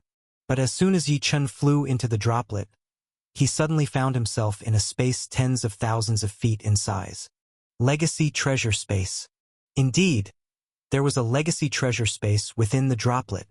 Yichen had heard from those who had entered the droplets before that as soon as they entered the legacy treasure space, they would be subjected to its trials, and only after passing these trials could they see the legacy treasures hidden in the space and obtain one. However, the space inside the brightest droplet that Yichen had entered was not at all like what those people had described. Yichen did not feel any trial descending upon him immediately. He only saw a group of radiant light hovering in the sky of the space. This radiant light was a mix of black and red, with the colors flowing over each other and a long, strip-shaped sealing talisman attached to it. Could it be? This radiant light is the legacy treasure hidden inside this droplet?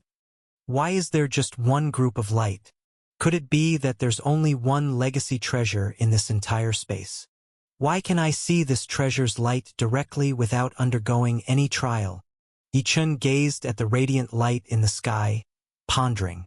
At that moment, the sealing talisman attached to the radiant light, as if sensing Yichun's gaze, detached from the light and flew down towards him. Once the talisman descended, the boundless and mighty aura emanated unsealed from the radiant light above. This aura was hundreds, even thousands of times stronger than the inferior rotating pill realm legacy treasures that the tomb explorers had obtained, and it was even exceedingly close to the aura of the sacred artifact that Yichun had once sensed. This radiant light, contained within the brightest droplet, obviously held an extraordinarily precious treasure. Yichun was feeling the change in the aura of the radiant light after the sealing talisman flew down, and just then, the talisman reached in front of him. Yichun thoughtfully grabbed the sealing talisman, and in an instant, a flood of information poured directly into his mind. This droplet of legacy treasure is the most precious of the 30 droplets I have left in the azure blue mansion. The treasure within is not like the many found in other droplets. Here, there is only one. This treasure is an exceptional treasure instrument called the Black Fire Sword. This sword, I obtained from countless secret caverns outside the azure blue mansion, ranks first among all the rotating pill realm treasures that I found. Unfortunately, this treasure from the azure blue mansion, although I acquired it by force with my great accomplishment realm, I don't know why, but I could never use it. After establishing the ancient tomb, I sealed it within the brightest droplet of legacy treasure. Since the Black Fire Sword is present in this droplet of legacy treasure, I did not lay down any other trials, because, once the seal is lifted, the Black Fire Sword itself will unleash endless trials. Only those who withstand the trials of this sword can claim this treasure. To overcome the trials of this treasure is extremely difficult. Even if one passes the trials, there's no guarantee they can harness this treasure without the right opportunity. As for what that opportunity may be, I do not know, because I too was unable to make use of this treasure. Yichun scrutinized the information coming from the talisman with his divine sense, a thought stirring in his mind. It seemed that this talisman was left by the tomb's owner, and the treasure within was an exceptional treasure instrument called the Black Fire Sword. Exceptional treasure instrument. Yichun had heard that among rotating pill realm treasures, treasure instruments were divided into 4 levels: inferior, medium, superior, and exceptional. It was said that exceptional treasure instruments were incredibly close to sacred artifacts. If one could awaken a spirit within an exceptional treasure instrument, it could step into the realm of sacred artifacts. An exceptional treasure instrument is an exceedingly precious treasure. Even a late-stage rotating pill realm master might not possess one. Exceptional treasure instrument, Black Fire Sword? The trial within this droplet of legacy treasure is the Black Fire Sword's own challenge? Yichun watched the black and red light swirl in the sky, unsure of what trial it would produce. As for the tomb owner's words about needing the right opportunity to use the exceptional treasure instrument, even if obtained, Yichun wasn't worried. After all, he had already entered this droplet of legacy treasure, and no matter what, he first intended to face the challenges within and strive to acquire the treasure. Whether or not he could use it after obtaining it was something he would consider later. While these thoughts flashed through Yichun's mind, the radiant light above, now unsealed, pulsed even faster in black and red. After a few breaths, Yichun suddenly found that the radiant light erupted in a dazzling burst of firelight. This blinding firelight enveloped the entire sky of the legacy treasure space. And then, an astonishing power began to accumulate in the heavens. In just a moment, this power reached its peak, and the entire sky roiled with fierce winds. Droplets of fiery red rain began to plummet down, fiercely striking the ground and heading straight for Yichun in the sky. Boom! Boom! Boom! The speed of these fiery red raindrops plummeting was incredibly fast, almost beyond belief. But what was even more terrifying was the power contained within the raindrops. Yi-chun felt that the power of these raindrops was countless times more terrifying than the trials experienced by the tomb explorers before, fearing that any single raindrop could instantly perforate a half-step rotating pill cultivator. What's more, when Yi-chun had faced Lu Yan's true fire in the past, his Gang Yuan true chi wouldn't be perturbed in the slightest. But as these fiery red raindrops crashed down, Yi-chun felt his Gang Yuan true chi roiling violently. Clearly, these raindrops were even more terrifying than the true fire-level purple raindrop attacks that Yun Luo and Lu Yan faced previously in the medium brightness legacy treasure drops, as they could actually affect Yi-chun's true chi. Is this the Black Fire Swords trial? The raindrop trial? Probably. The master of the ancient tomb set the trials in the other legacy treasure drops by referencing this Black Fire Sword trial. Such a trial is truly astonishing. If Yun Luo, Lu Yan, and the others were to enter here, they most likely wouldn't be able to hold out as long as they did in the medium brightness legacy treasure drops. Fearing that the moment these raindrops would strike in front of them, they would be ejected from the legacy treasure trial space in an instant. Yi-chun could feel the horror of these fiery red raindrops. This was a raindrop that could even affect his Gang Yuan true chi, let alone the ordinary true chi of others. But at this moment, facing the onslaught of fiery red raindrops, Yi-chun did not show the slightest hint of retreat. Instead, he charged straight up towards the terrifying fiery red raindrops that filled the sky, confronting the downpour directly. Because, Yi-chun discovered, just as when he faced Lu Yan's true fire, the fourth layer of the 9 transformation fighting body showed signs of activity, and the 9 transformation golden body talisman pattern seemed to be growing within him. This time, facing these even more mystical fiery red raindrops than true fire, the activity of the fourth layer of his 9 transformation fighting body was even more intense. It seemed that these fiery red raindrops were even more suitable than true fire for stimulating the emergence of his 9 transformation golden body talisman pattern. With this thought, Yi-chun was even less inclined to back down. His 9 transformation golden body law pattern had yet to reach great accomplishment, and since an item capable of stimulating his golden body talisman pattern had finally appeared again, he naturally wanted to seize the opportunity. Yi-chun, soaring into the sky, released the vast golden light of his 9 transformation fighting body, and his entire upper body was enshrouded in the halos of golden body law patterns. At that moment, the fiery red raindrops in the sky had already shot towards Yi-chun. Boom! Boom! Boom! The power of the raindrops filling the sky was unbelievably terrifying. Every droplet that hit Yi-chun felt as if a massive mountain was slamming into his body. After being struck by numerous raindrops in succession, the accumulated power directly knocked Yi-chun, who had flown up into the sky, back down harshly onto the ground. This impact force, when transmitted to the ground of the legacy treasure space, even created terrifying cracks hundreds of feet long and several feet wide.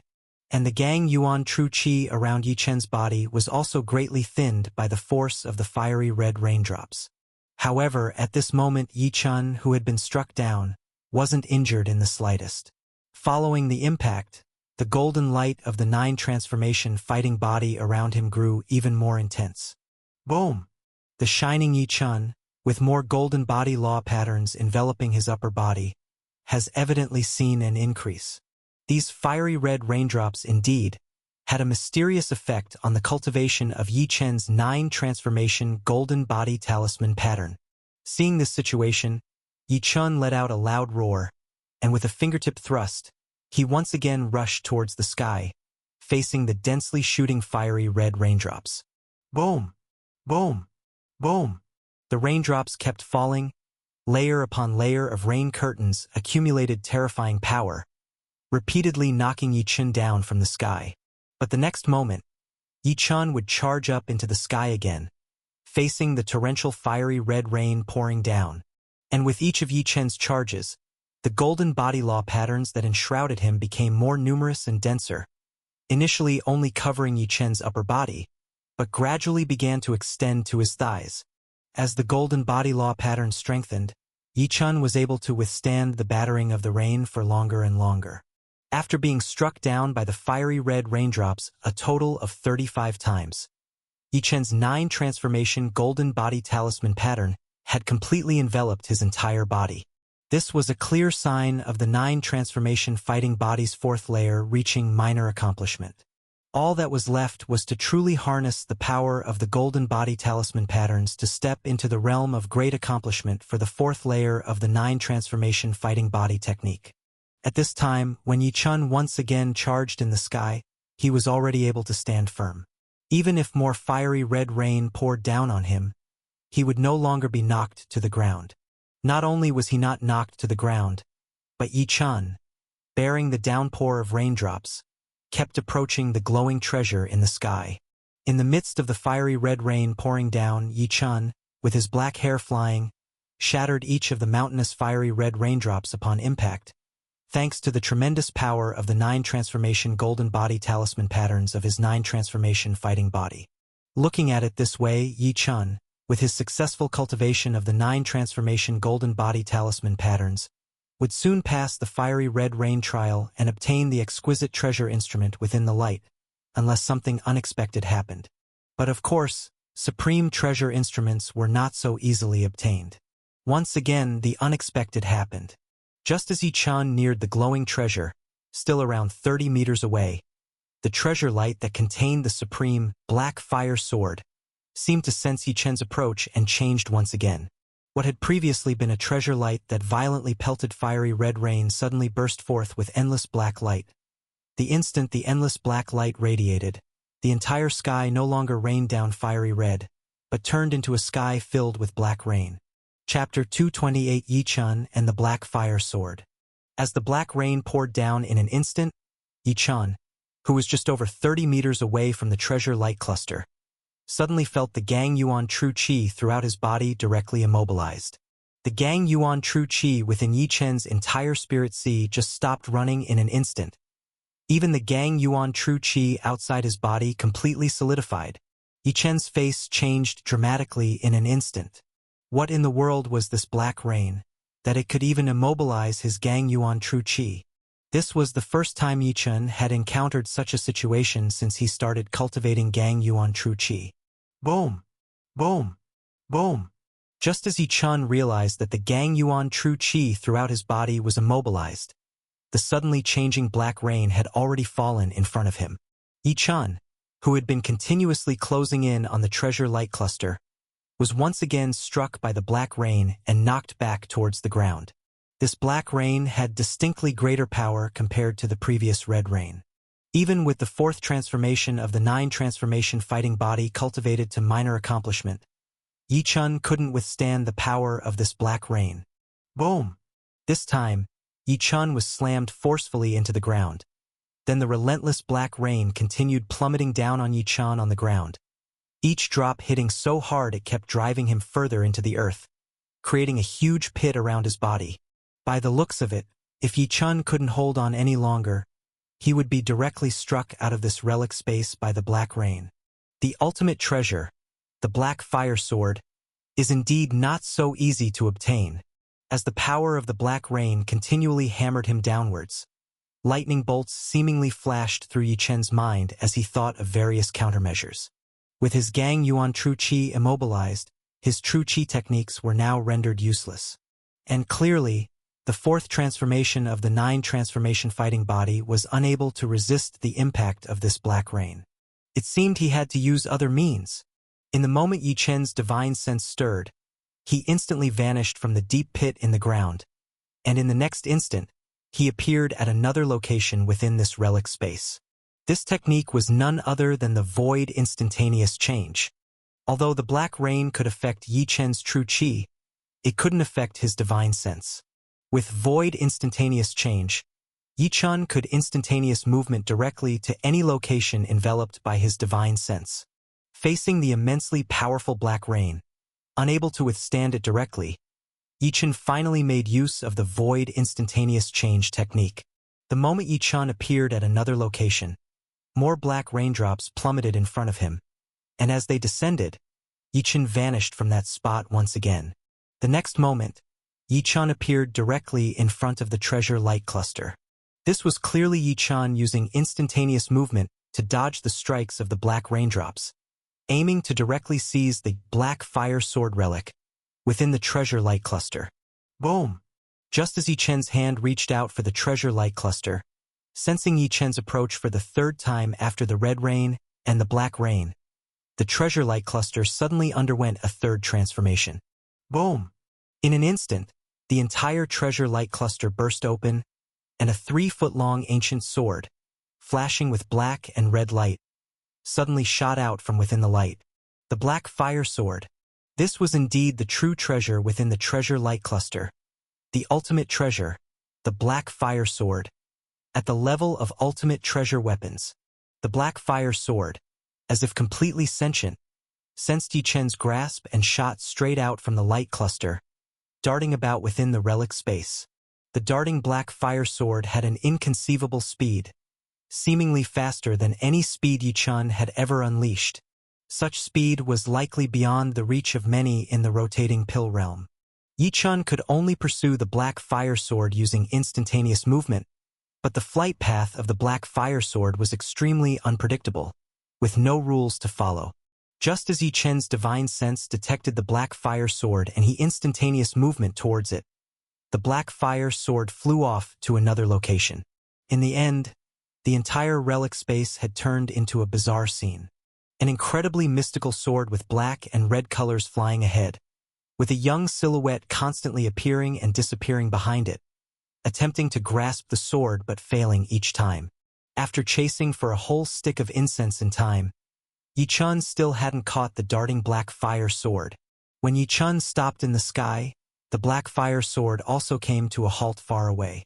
And as soon as Yi Chun moved again, the black fire sword explosively flew off. Clearly, the ultimate treasure weapon, the black fire sword, had really become sentient.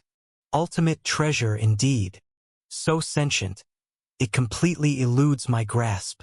In the end, Yi Chun could only helplessly stop in the void, his eyes fixed on the distant black fire sword, contemplating a new strategy.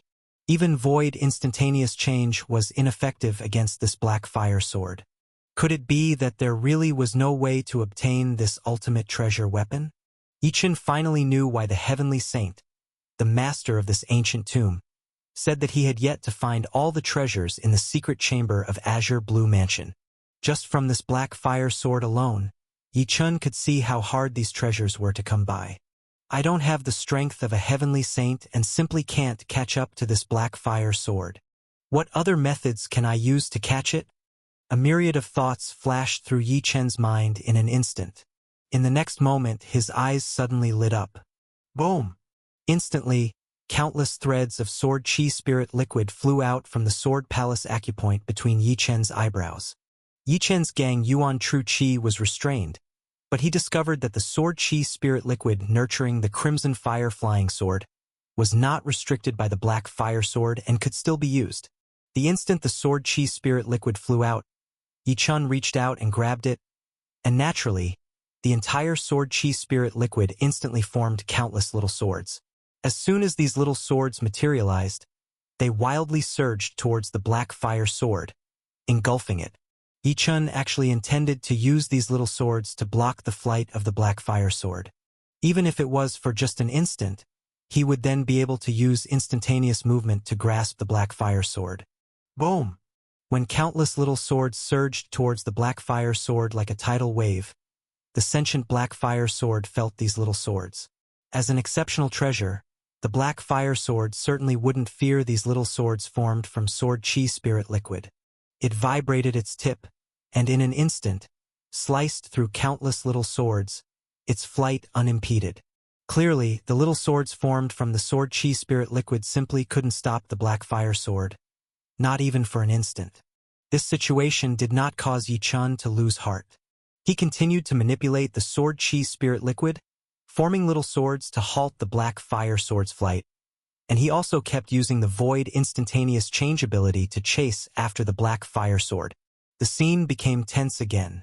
Just when Yi Chun had dispatched more than a dozen batches of little swords formed from sword chi spirit liquid to block the black fire sword, all of which had been sliced through, this time, Even the sentient black fire sword failed to detect that amidst these little swords formed from sword chi spirit liquid, a new little sword had suddenly appeared. But this little sword was different from the others. It directly displayed a fire-red glow even more mystical than that of the black fire sword. This little sword was none other than Yi Chen's life-bound flying sword, Crimson Fire Flying Sword.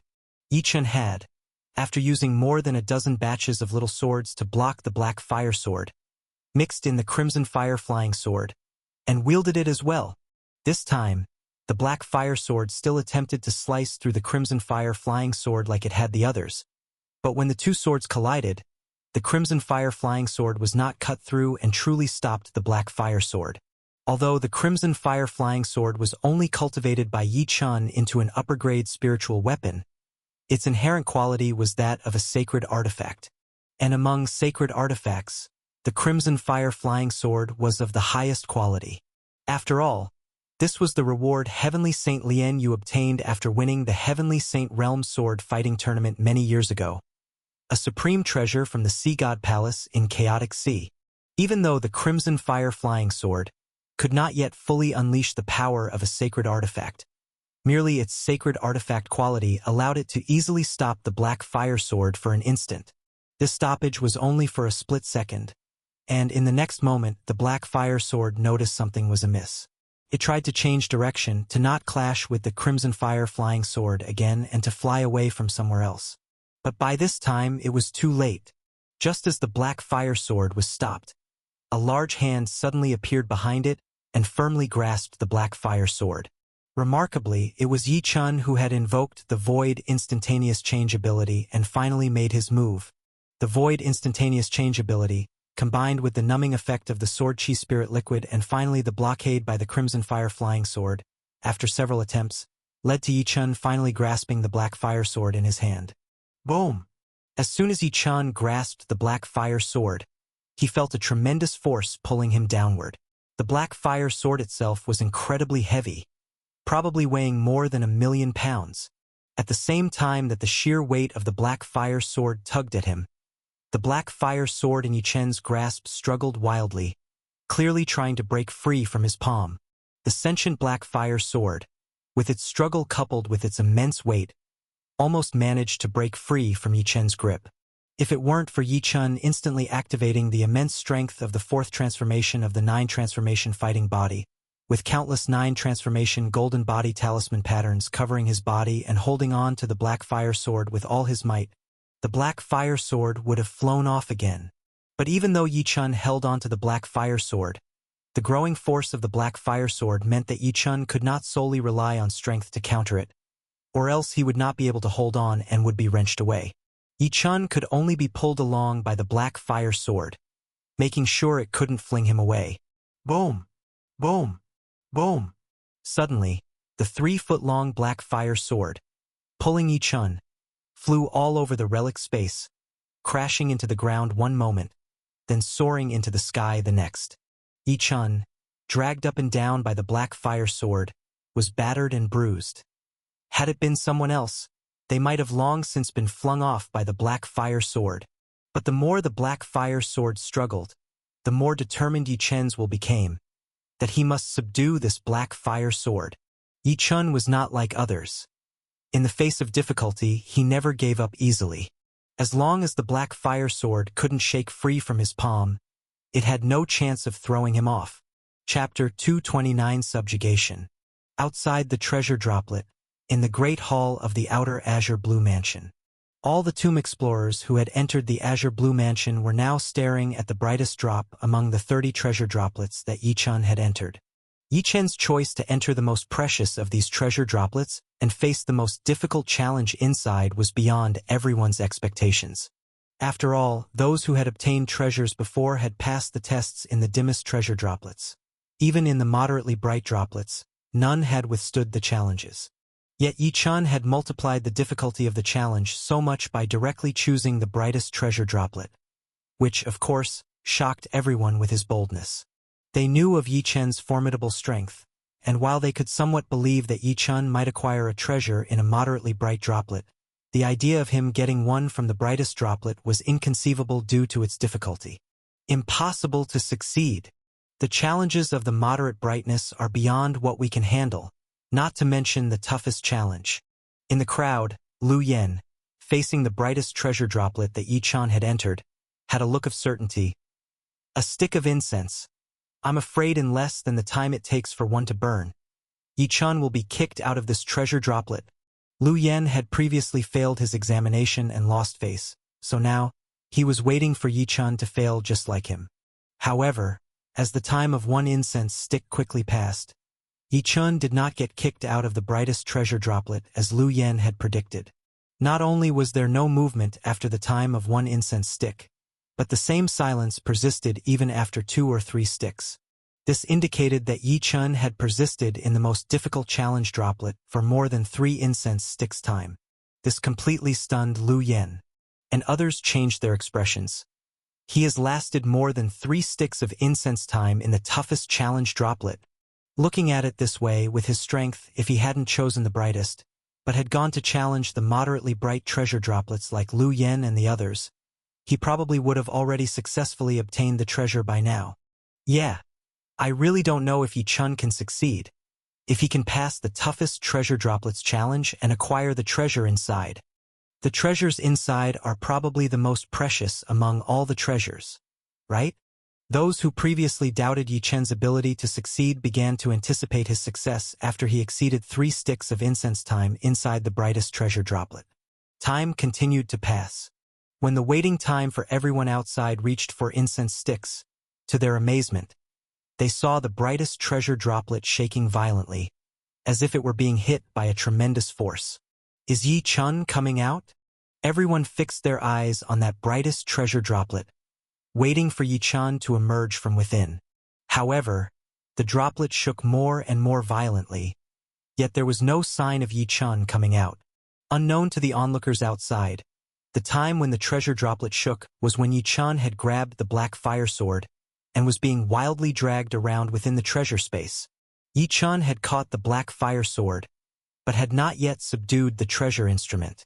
Onlookers outside watched anxiously as the treasure droplet shook wildly. While inside, Yi-chan was engaged in a real struggle with the black fire sword.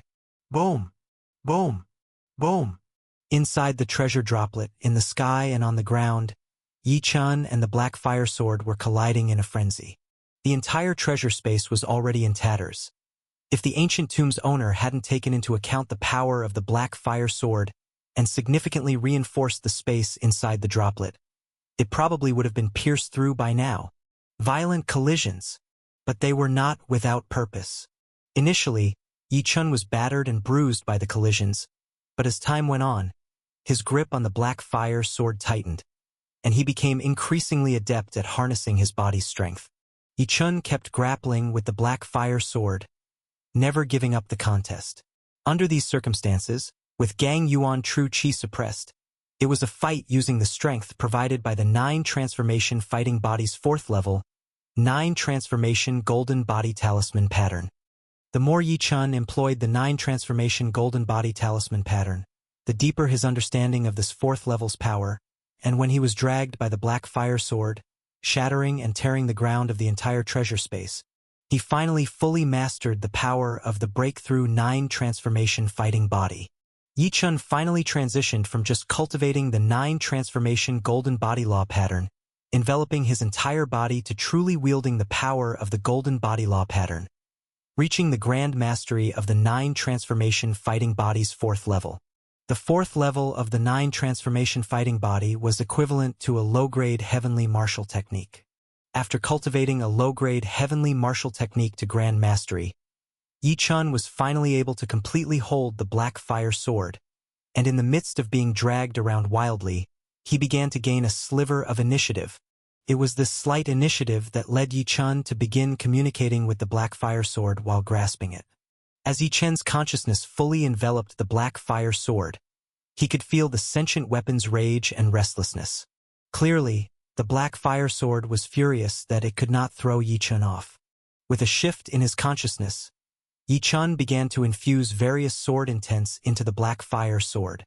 Previously, even the tomb's owner, that heavenly saint, had been unable to wield the black fire sword. Yet Yi Chun started attempting to use it directly. Not being able to wield the black fire sword did not mean Yi Chun couldn't. After all, he had managed to wield the crimson fire flying sword and possessed countless sword intents. In terms of swordsmanship, if one wasn't specifically trained in sword fighting, there were few who could surpass him. Yi Chun was determined to control the black fire sword with countless sword intents. Whoosh! In the blink of an eye, as Yi Chun's divine consciousness flickered, Storm Rain's sword intent was infused into the black fire sword. But the sword did not react at all. The Storm Rain sword intent couldn't drive the black fire sword. Yi Chun did not give up and next tried Purple Lightning sword intent, Wind sword intent, Thunder sword intent. Eventually, even the second-tier Killing sword intent and the third-tier sword array, which contained dozens of sword intents, were exerted by Yi Chun.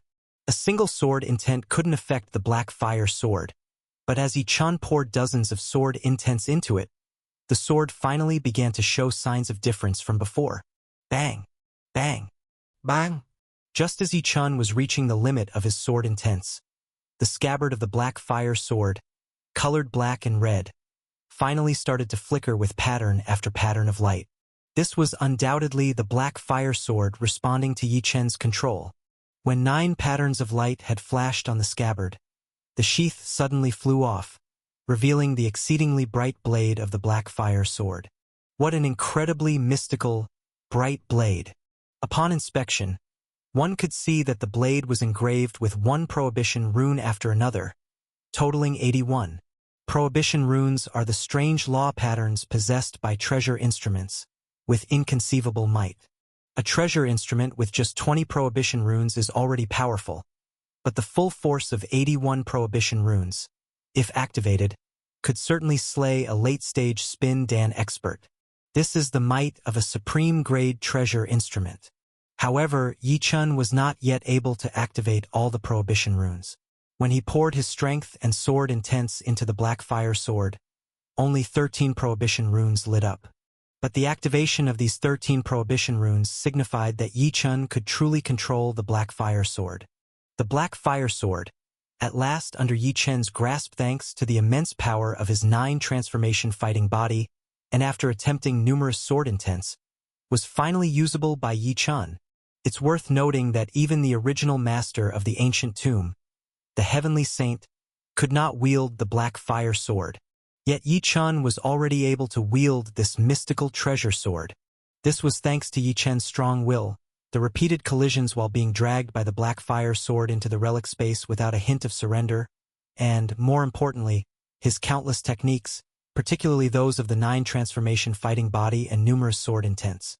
Years of arduous cultivation were finally paying off, and Yi Chun was able to subdue the most precious treasure instrument within the brightest droplet of relic water by relying on these techniques. When all 13 prohibition runes lit up on the blade, the black fire sword finally stopped its erratic flight, quietly remaining in Yi Chun's hand. Yi Chun's gaze fell upon the 13 illuminated prohibition runes.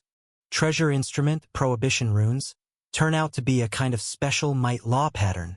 Once he could control the black fire sword, Yi Chun understood the function of these prohibition runes.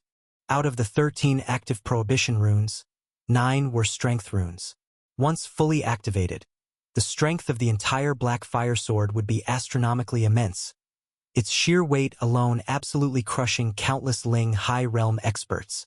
The other 4 runes were Chi-burning runes, which precisely activated the fiery red storm's peculiar might during the black fire sword's test on Yi Chun, even affecting Yi Chun's Gang Yuan True Qi.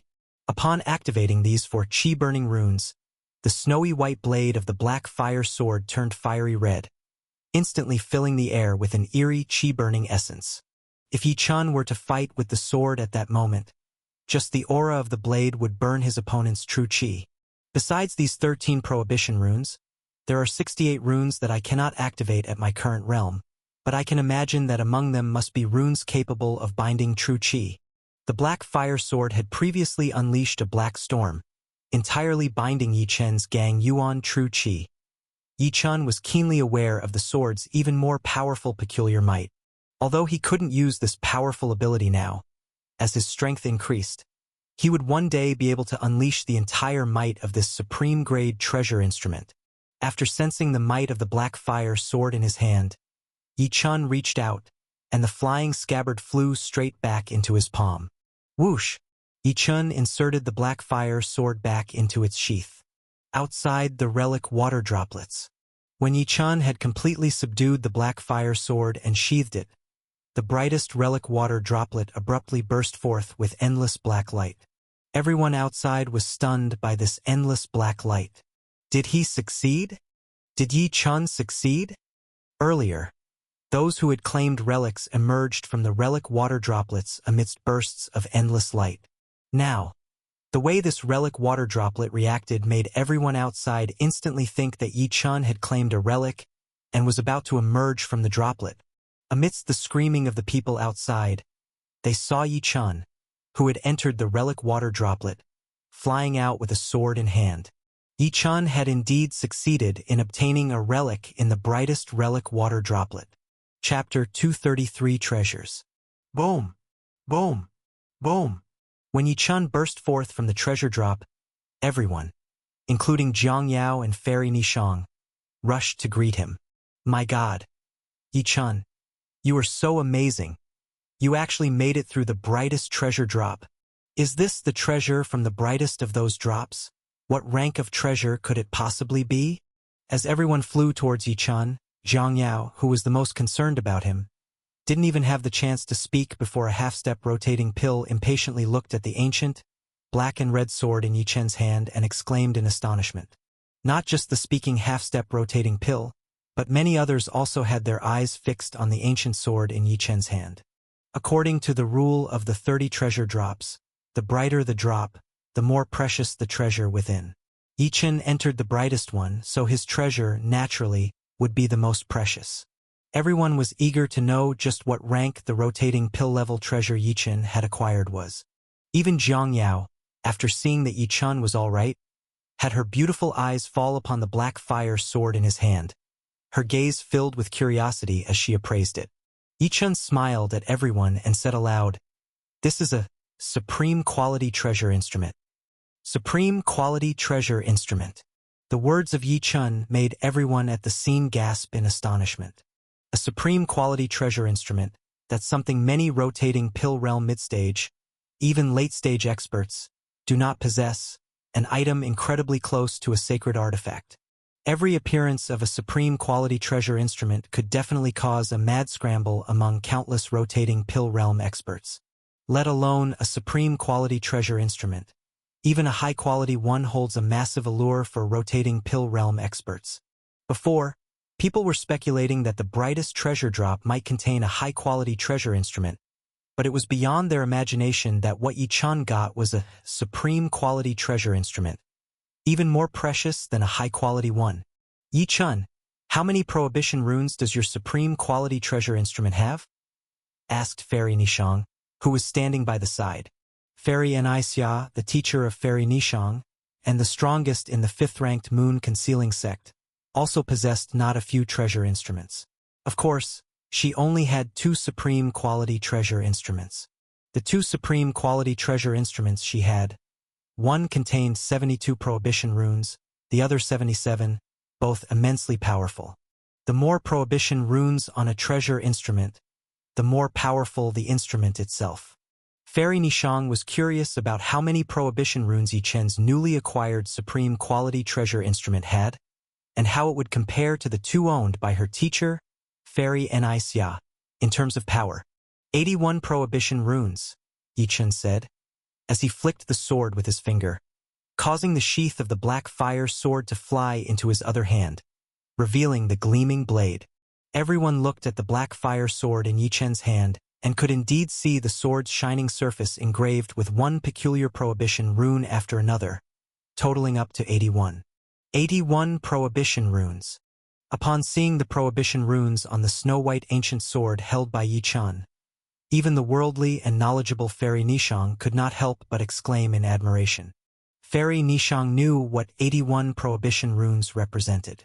It was said that the grade of a treasure instrument was determined by the prohibition runes inscribed on it. The higher the grade, the more prohibition runes it could bear. A lower-quality treasure instrument typically had fewer than 30 prohibition runes. A mid-quality one generally had 30 to 50. A high-quality one usually boasted 50 to 70. And once a treasure instrument surpassed 70 prohibition runes, it's recognized as the strongest among them, a supreme quality treasure instrument. It was rumored that it became increasingly difficult to inscribe prohibition runes on a treasure instrument as the number grew higher. Exceeding 70 could easily cause the instrument itself to collapse, which was why supreme quality treasure instruments were exceedingly rare. Having a supreme quality treasure instrument with 70-something prohibition runes was already inconceivably impressive. Attaining 80 seemed nearly impossible. Moreover, it was said that 81, this number of 9 nines, is the ultimate limit of prohibition runes on a supreme quality treasure instrument, with no known existence of any surpassing 81 runes. Forget the ultimate 81. As far as Fairy Nishang knew, even among the rotating pill advanced stage experts of Heavenly Wind Kingdom who possessed supreme quality treasure instruments, none of their runes reached the count of 80. Now, the treasure instrument that Yi Chun had obtained possessed the ultimate 81 prohibition runes, surpassing the power of all treasure instruments held by rotating pill experts in Heavenly Wind Kingdom. This ancient tomb, truly fitting of the Heavenly Saint ancient tomb, contains treasures from the brightest drop that are so tremendously powerful. Yi Chun, you should give this treasure instrument to Fairy Jialuo. She will be overjoyed, Fairy Nishang said enviously to Yi Chun in the end. Yi Chun just smiled without a word. As Spirit Sea Realm individuals venturing into the ancient tomb, according to the rules, half of the treasures they found had to be given to the rotating pill realm experts, and the most precious of these claimed by the rotating pill experts themselves. Hence Fairy Nishang's remark. However, what Fairy Nishang didn't know was that within the Taishan sect to which Yi Chun belonged, Fairy Jialuo's word was law. Long before entering the tomb, Fairy Jialuo had declared that no one could take any treasures from both Yi Chun and Zhang Yao, her 2 disciples. Not even Fairy Jialuo herself would take a single one. Chapter 231. Because Yi Chun and Zhang Yao, one respected by Fairy Jialuo as her most precious youth, and the other as her dearest disciple, Fairy Jialuo, of course, would not compete with the 2 for treasures. Not only would she not compete, but Fairy Jialuo would also not allow others to take the treasures that belonged to them. As for the black fire sword, Fairy Jialuo certainly would not take it from Yi Chun either. Just as everyone admired Yi Chun greatly, envious of his ability to pass the most difficult trial and obtain such a powerful top-grade treasure instrument, the brightest droplet of legacy treasure, shortly after Yi Chun flew out, suddenly began to diffuse layer upon layer of halos. This unusual phenomenon suddenly drew everyone's attention back. What's happening? What's going on with the brightest droplet of legacy treasure? While everyone was puzzled, the brightest droplet of legacy treasure, amidst the spreading halos and the final burst of light, suddenly exploded violently, turning into streams of black gas that disappeared within the great hall. The brightest droplet of legacy treasure had actually self-destructed after Yi Chun obtained the treasure. This situation left everyone extremely shocked. Yi Chun, looking at the legacy treasure droplet, did not show the slightest surprise because he knew that within the brightest legacy treasure droplet, there was only one treasure, which was the black fire sword in his hand. Having already obtained the black fire sword, there was nothing else in the legacy treasure droplet.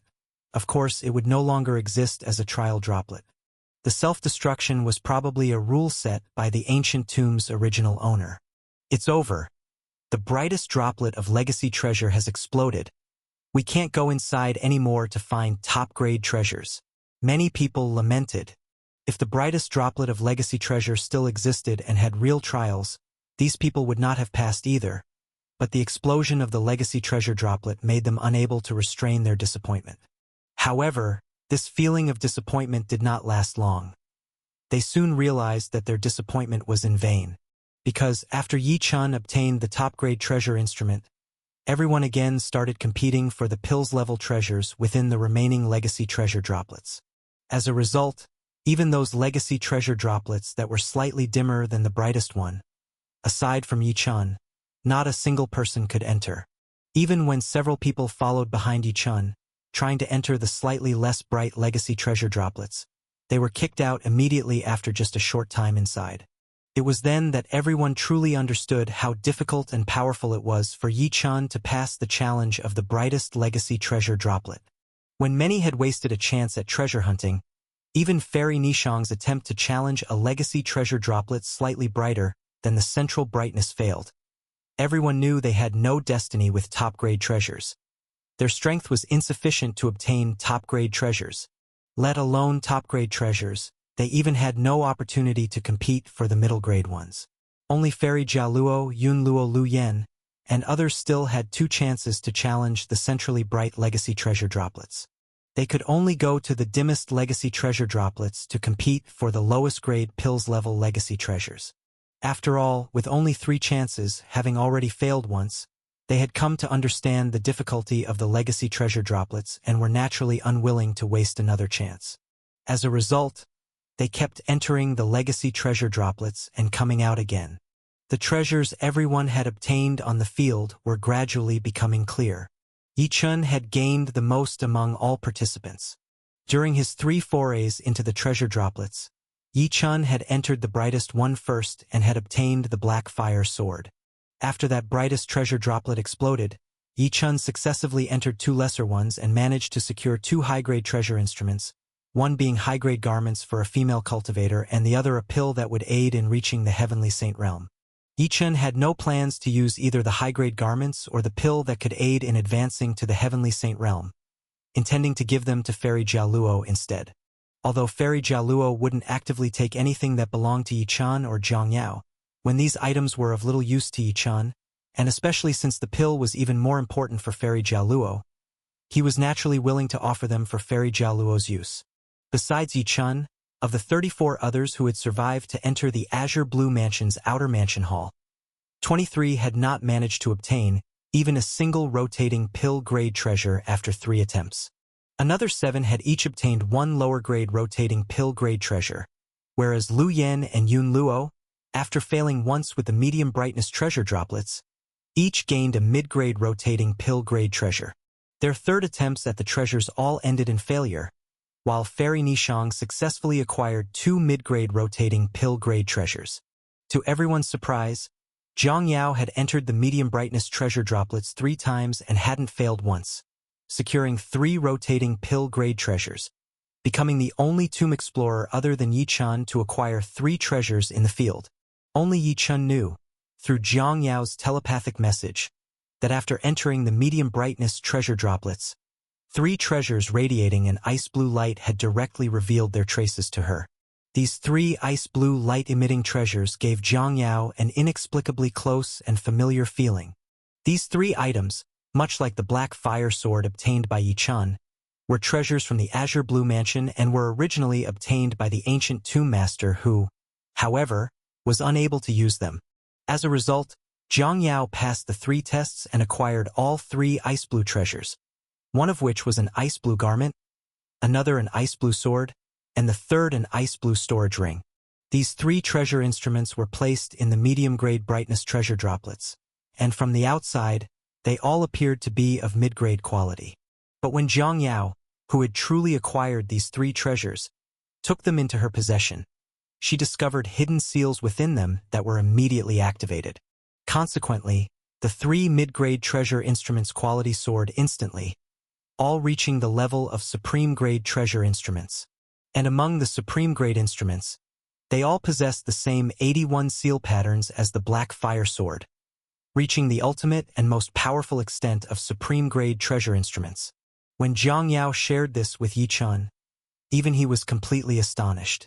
These treasures, which even the ancient tomb master, a heavenly saint, couldn't use, had directly escalated in grade and revealed their hidden seals once in Zhang Yao's hands.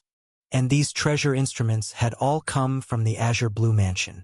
Moreover, within the Azure Blue Mansion, there was something that had been constantly calling out to Zhang Yao, hidden deeper than the outer mansion, within the central mansion or even the inner mansion. Connecting all these incidents, Yi Chun was certain that the Azure Blue Mansion had some inexplicable connection with Zhang Yao. Without question, a great secret was concealed within. Yichun and Jiang Yao could no longer resist the urge to venture into the secret cave of the outer mansion to chase the clues of the object calling out to Jiang Yao, eager to discover what secrets the azure blue mansion truly held. Chapter 232: Jiang Yao's Background. The faces of the tomb explorers who had not obtained any treasures from the 30 drops of the outer mansion's treasure water were etched with disappointment after their 3 chances to enter were used up.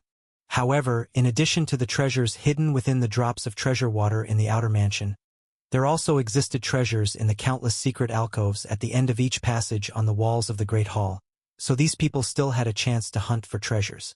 Although the treasures in the secret alcoves were said to be even harder to find, according to the information left by the ancient tomb's owner, there was still a chance, and they certainly did not want to miss it. Fellow Taoists, let's go and brave the secret alcoves of the outer mansion first. We will take our leave now. These people said goodbye to the crowd who had obtained treasures and took the lead in entering a few passages on the wall, proceeding along them. But those who had obtained treasures did not rush to brave the secret alcoves.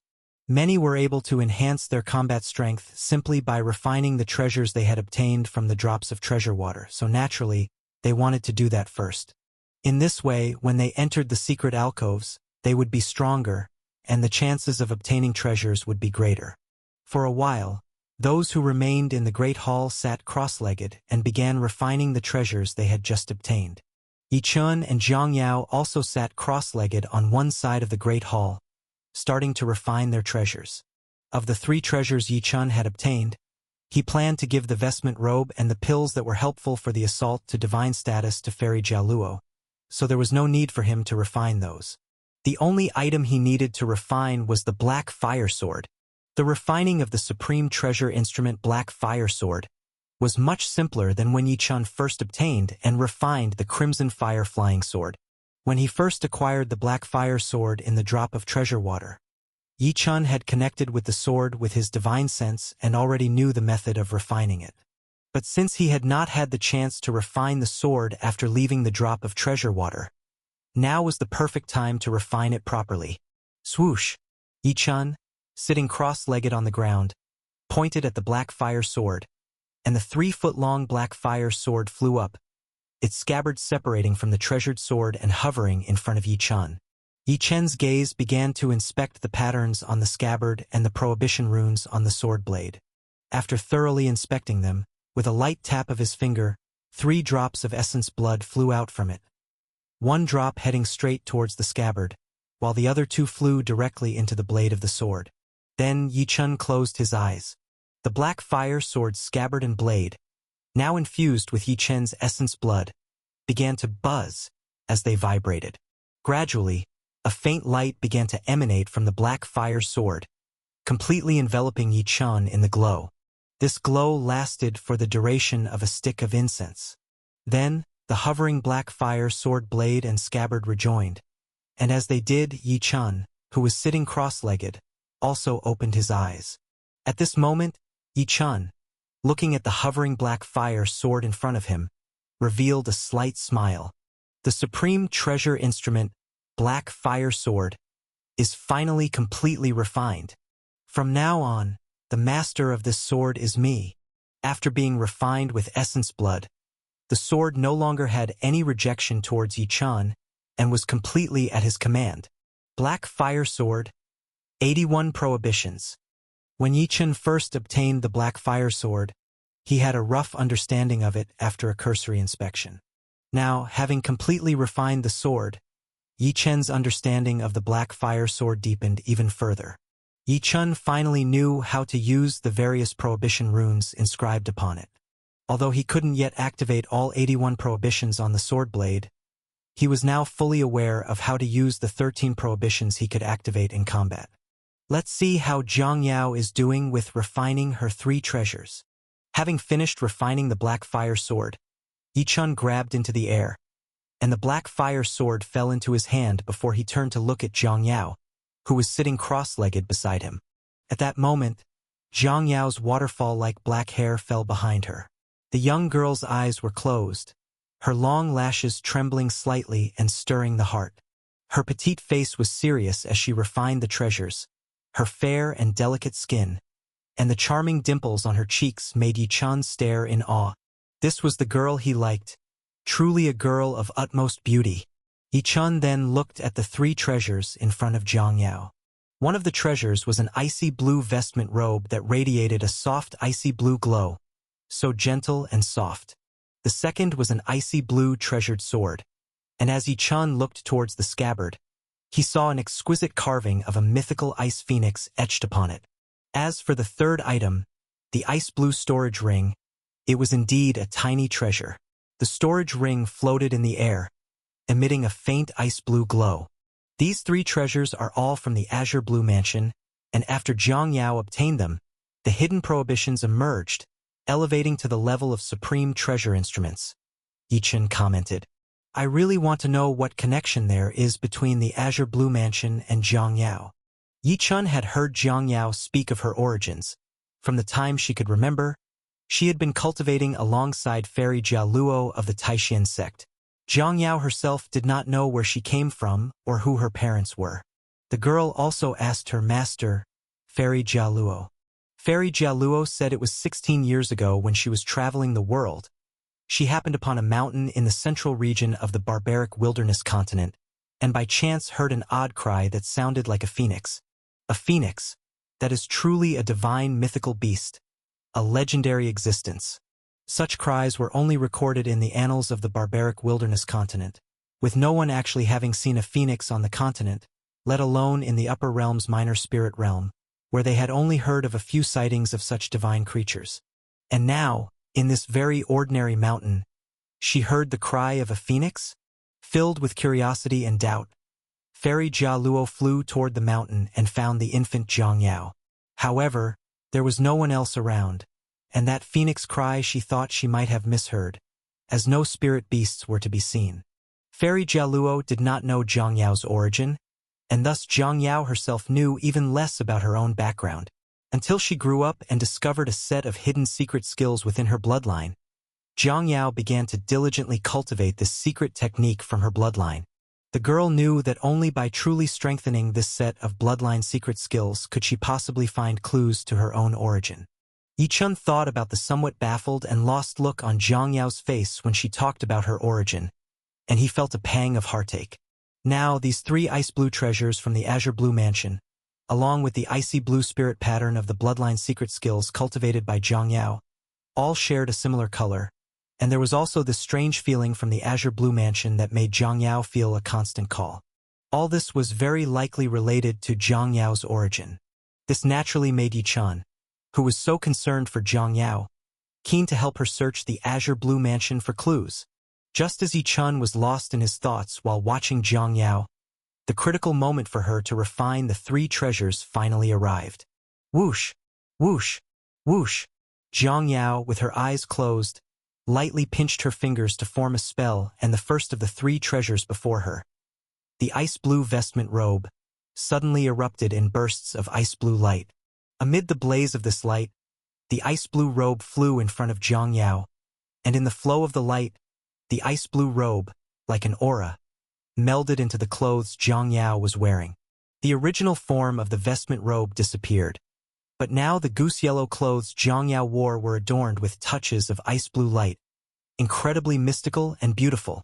Upon closer inspection, one could see that the ice blue vestment had turned into a faint shadow, forming a protective layer of ice blue light around Jiang Yao's clothing. This was a supreme treasure instrument, and one need not wonder about its astonishing defensive power. If someone understood the power of the robe's prohibition runes, they would know that not only is its defense extremely strong, but it also mysteriously nourishes the spirit and qi, a true treasure. After the ice blue vestment integrated into Jiang Yao, the ice blue treasured sword and storage ring also flew towards her. As these two treasures approached Jiang Yao, the girl with closed eyes slowly opened her beautiful eyes. She grasped her hand and caught the two treasures. Then, sensing something, she looked towards Yi Chun, who had been watching her. A sense of unmistakable joy in her eyes could not be hidden. Yi Chun, have you finished refining your treasures as well? Yi Chun gave a gentle smile, reaching to touch Jiang Yao's waterfall-like hair. Yes, refinement is complete. How are they? What powers do these three treasures possess? Seeing the excitement in Jiang Yao's eyes, Yi Chun knew that she must have had a substantial gain. This ice blue vestment is called Spirit Silk True Garment, she explained gleefully. It's really light. I don't feel its weight when I wear it. According to the prohibition runes described, the garment's defense will be remarkably strong once the prohibition is activated. It can even nourish my true chi and spirit. And this treasured sword is called Ice Spin Sword. It actually comes with several formations and godlike powers tailored specifically for this sword. There's also this Ice Spirit Ring. The storage space inside is quite vast as well. Jiang Yao began to tell Yi Chun all about the various functions of the three treasures. The more he listened, the more Yi Chun nodded in agreement. Eventually, Yi Chun and Jiang Yao smiled at each other and stood up. After entering the outer mansion of the Azure Blue Mansion and finding the treasures hidden within the droplets, both had gained a lot. Now that they had finished refining the treasures in their hands, it was time to start exploring the secret chambers of the outer mansion. They had both been eager to brave the secret chambers of the outer mansion, and now that the treasures were refined, they naturally wouldn't stay any longer in the Great Hall. When Yi Chan and Jiang Yao stood up, there weren't many people left in the Grand Hall. The rest were busy refining their treasures. Others, having finished their refining, had already entered through the passages in the walls, searching for treasure-laden chambers. Let's go, let's head in as well. Yi Chun and Jiang Yao didn't disturb the others refining their treasures. They looked up at the various passages on the wall, then followed their intuition and entered a passage on the right. Chapter 233. The Giant Spider in the Secret Cave. After stepping into the passageway, Yi Chun and Jiang Yao quickly realized that not far ahead, the passage branched off into various forks, dividing into countless pathways. As they followed these new pathways, even more forks and new passages appeared. Among these countless passages, there would occasionally be man-sized holes along the sides, sealed by layers of spider silk, and on this silk were engraved strange, large spider sigils. By the look of it, these holes might very well be the treasure vaults mentioned by the former owner's message, located in the outer reaches of the Azure Blue Mansion. Just within the one passageway that Yi Chun and Jiang Yao had entered, there split off countless new pathways with innumerable vault openings. Considering the additional openings in the main hall, the number of pathways and vaults within the outer mansion could be in the tens of thousands. Indeed, just as the tomb owner had said, the outer mansion of the Azure Blue Mansion contained countless treasure vaults. While Yi Chun and Jiang Yao were examining the spider silk and the giant spider sigil within the passage, those tomb explorers who had entered before them were elsewhere within the passages. But by now, they had already become engaged in battle. Their adversaries were giant spiders the size of a human being. Upon closer inspection, it became evident that these giant spiders were identical to the ones depicted on the spider silk at the mouth of the holes that Yi Chun and Jiang Yao had seen. Bang! Bang! These giant spiders were extraordinarily ferocious. Each one possessed the combat power nearly reaching the rotating pill realm, forcing many a tomb explorer to retreat repeatedly. After two tomb explorers combined their strength to slay a giant spider, the creature exploded and vanished in the moment it was killed. Next, the layer of spider silk sealing the adjacent hole vanished as well, allowing the two tomb explorers to enter it. Indeed, inside the hole was a secret chamber, about dozens of yards in diameter, but it was eerily empty, with not a single item in sight. Seeing this, the two tomb explorers exchanged a look of despondency. Nothing again! With the three other vaults we entered before, that's 4 now, and there hasn't been a single treasure in any of them. It seems that these vaults were already accessed by the tomb's owner, who took the secret treasures long ago. Oddly enough, the seals and giant spiders seem to restore themselves, tricking us into battling in vain. The deeper we go, the stronger the spiders guarding the vaults become.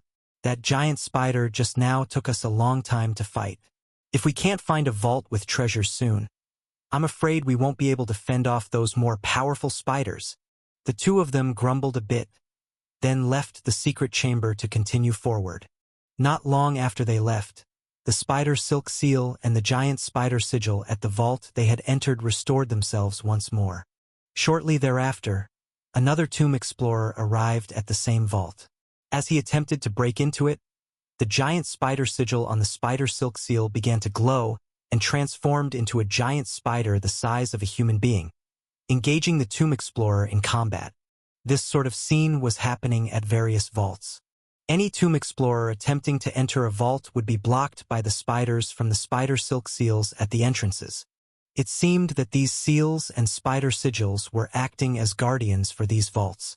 Some were able to kill the spiders and enter the vaults, but as the tomb explorers ventured deeper, the spiders they battled became more formidable. In fact, within half an hour of them entering these vaults, some tomb explorers had already perished at the hands of these spiders. People died at the hands of the spiders, yet no one succeeded in finding treasures within the vaults. All the vaults entered by these people were empty, with the treasures presumably taken long ago by the tomb's owner, the Heavenly Saint. In these numerous vaults, indeed, many treasures still had not been taken by the Heavenly Saint, but if even the Heavenly Saint could not take them, then of course others had even less chance to do so. As the guardians of the vaults became more powerful and slaying the spiders didn't yield any treasures, the tomb explorers grew increasingly disheartened. All of this looked as if they would likely gain nothing and might even lose their lives to the ever more formidable giant spiders. The former tomb owner had already said that seeking treasures in the vaults of the outer mansion was countless times harder than finding treasures in the drops of legacy water. Now, they had finally realized that the words of the tomb owner were by no means idle. Rotating pill-level treasures were indeed not easy to come by. Of course, regardless of the danger and how slim the hopes of finding treasures were, none of the tomb explorers gave up. They continued to advance deeper into the passageways, only now with far greater caution. Bereft of finds in 3 different vaults after vanquishing their guardian spiders, Yi-chun and Zhang Yao finally sensed something was amiss with these vaults. Yi-chun, what should we do? It looks like these vaults have all been entered by the ancient tomb owner. I'm afraid that none of the vaults out here have any treasures left, Zhang Yao said to Yi-chun by her side. Yi-chun, glancing back at the vault they had just entered, now resealed with spider silk, knitted his eyebrows. These secret chambers in the azure blue mansion appear to have been used for storing treasures. Once the treasures were taken, the seals would still remain. This makes things difficult. There are countless vaults inside here, and even if we spent a whole month searching, we likely wouldn't be able to explore many of them, and might not find any treasures at all. We should head deeper in. The closer we get to the inner part of the cave, the less likely it has been explored by the tomb's owner, and the greater the chance that treasures remain. Yi-chun said. Zhang Yao nodded, ready to venture further into the depths. Yi-chun and Zhang Yao didn't continue their individual inspections on the outside. Instead, their figures flashed as they turned into 2 streaks of fleeing light, soaring towards the interior. This flight lasted for nearly half an hour, and behind Yi-chun and Zhang Yao, they had passed over 1,000 chambers. Finally, they came to a stop again. At this point, the depth they had reached was already the deepest that any tomb explorer had ever ventured into these chambers. Many had, like Yi-chun and Zhang Yao, flown deeper into the passage, but those people had not gone as far as Yi-chun and Zhang Yao before fighting with the guardian giant spiders deeper inside and meeting their deaths at their hands. The spiders that killed these people had combat power that had almost reached the rotating pill realm level. As Yi-chun and Zhang Yao flew deeper, the guardian giant spiders they faced were even more terrifying, truly more terrifying. When Yi-chun and Zhang Yao stopped and finally decided to brave this new chamber, they had just approached, and a giant spider immediately flew down from its web. This giant spider was noticeably larger than the ones they had encountered before. The previous giant spiders all had 6 legs, but the one they were facing had 8 legs. 8-legged giant spider. The mere aura of this giant spider descending was enough to change Yi-chun and Zhang Yao's expressions drastically. They could feel that this giant spider gave them the impression of a rotating pill realm powerhouse. When Yi-chun and Zhang Yao attacked the 8-legged giant spider together, the spider suddenly sprayed out webbing, enveloping both Yi-chun and Zhang Yao within its strands. These strands of webbing shimmered with a mysterious azure blue light, which was pulsating with the power of water-based laws. This 8-legged giant spider had actually reached the level of a rotating pill. A rotating pill-level giant spider could already be called a giant spider demon king, and there was a demon king-level giant spider in this outer mansion chamber. Faced with these azure blue strands charged with water-based laws, Yi Chen's sword of true qi could no longer cut through them. He then drew out his black fire sword. Clang! Bang! Clang! The supreme treasure, black fire sword, under Yi Chen's sword intent, was only then able to sever each strand of webbing. At Yi Chen's side, Zhang Yao also drew her newly acquired supreme treasure, the Ice Spin Sword. Upon activating the Ice Spin Sword's icy prohibition, the Ice Blue Ice Spin Sword actually froze each strand of webbing. After a moment, these frozen strands of webbing would break apart, shattered into several pieces. Yi Chen and Zhang Yao, both supreme talents amongst those who entered the ancient tomb, already had extraordinary combat abilities. After acquiring treasures from the droplet of heritage, they were further empowered like tigers gaining wings. Together, even when facing the rotating pill-level 8-legged giant spider, they did not fall into a disadvantage. Seeing that Yi Chen and Zhang Yao had swiftly severed all the webbings that wrapped around them, the 8-legged giant spider roared and pounced towards Zhang Yao among the two of them. Whoosh! Seeing the 8-legged giant spider, with the strength of the rotating pill realm, attack Zhang Yao, Yi Chen's expression changed. They could handle the webbing, but facing a real rotating pill-level 8-legged giant spider in direct combat was immensely dangerous.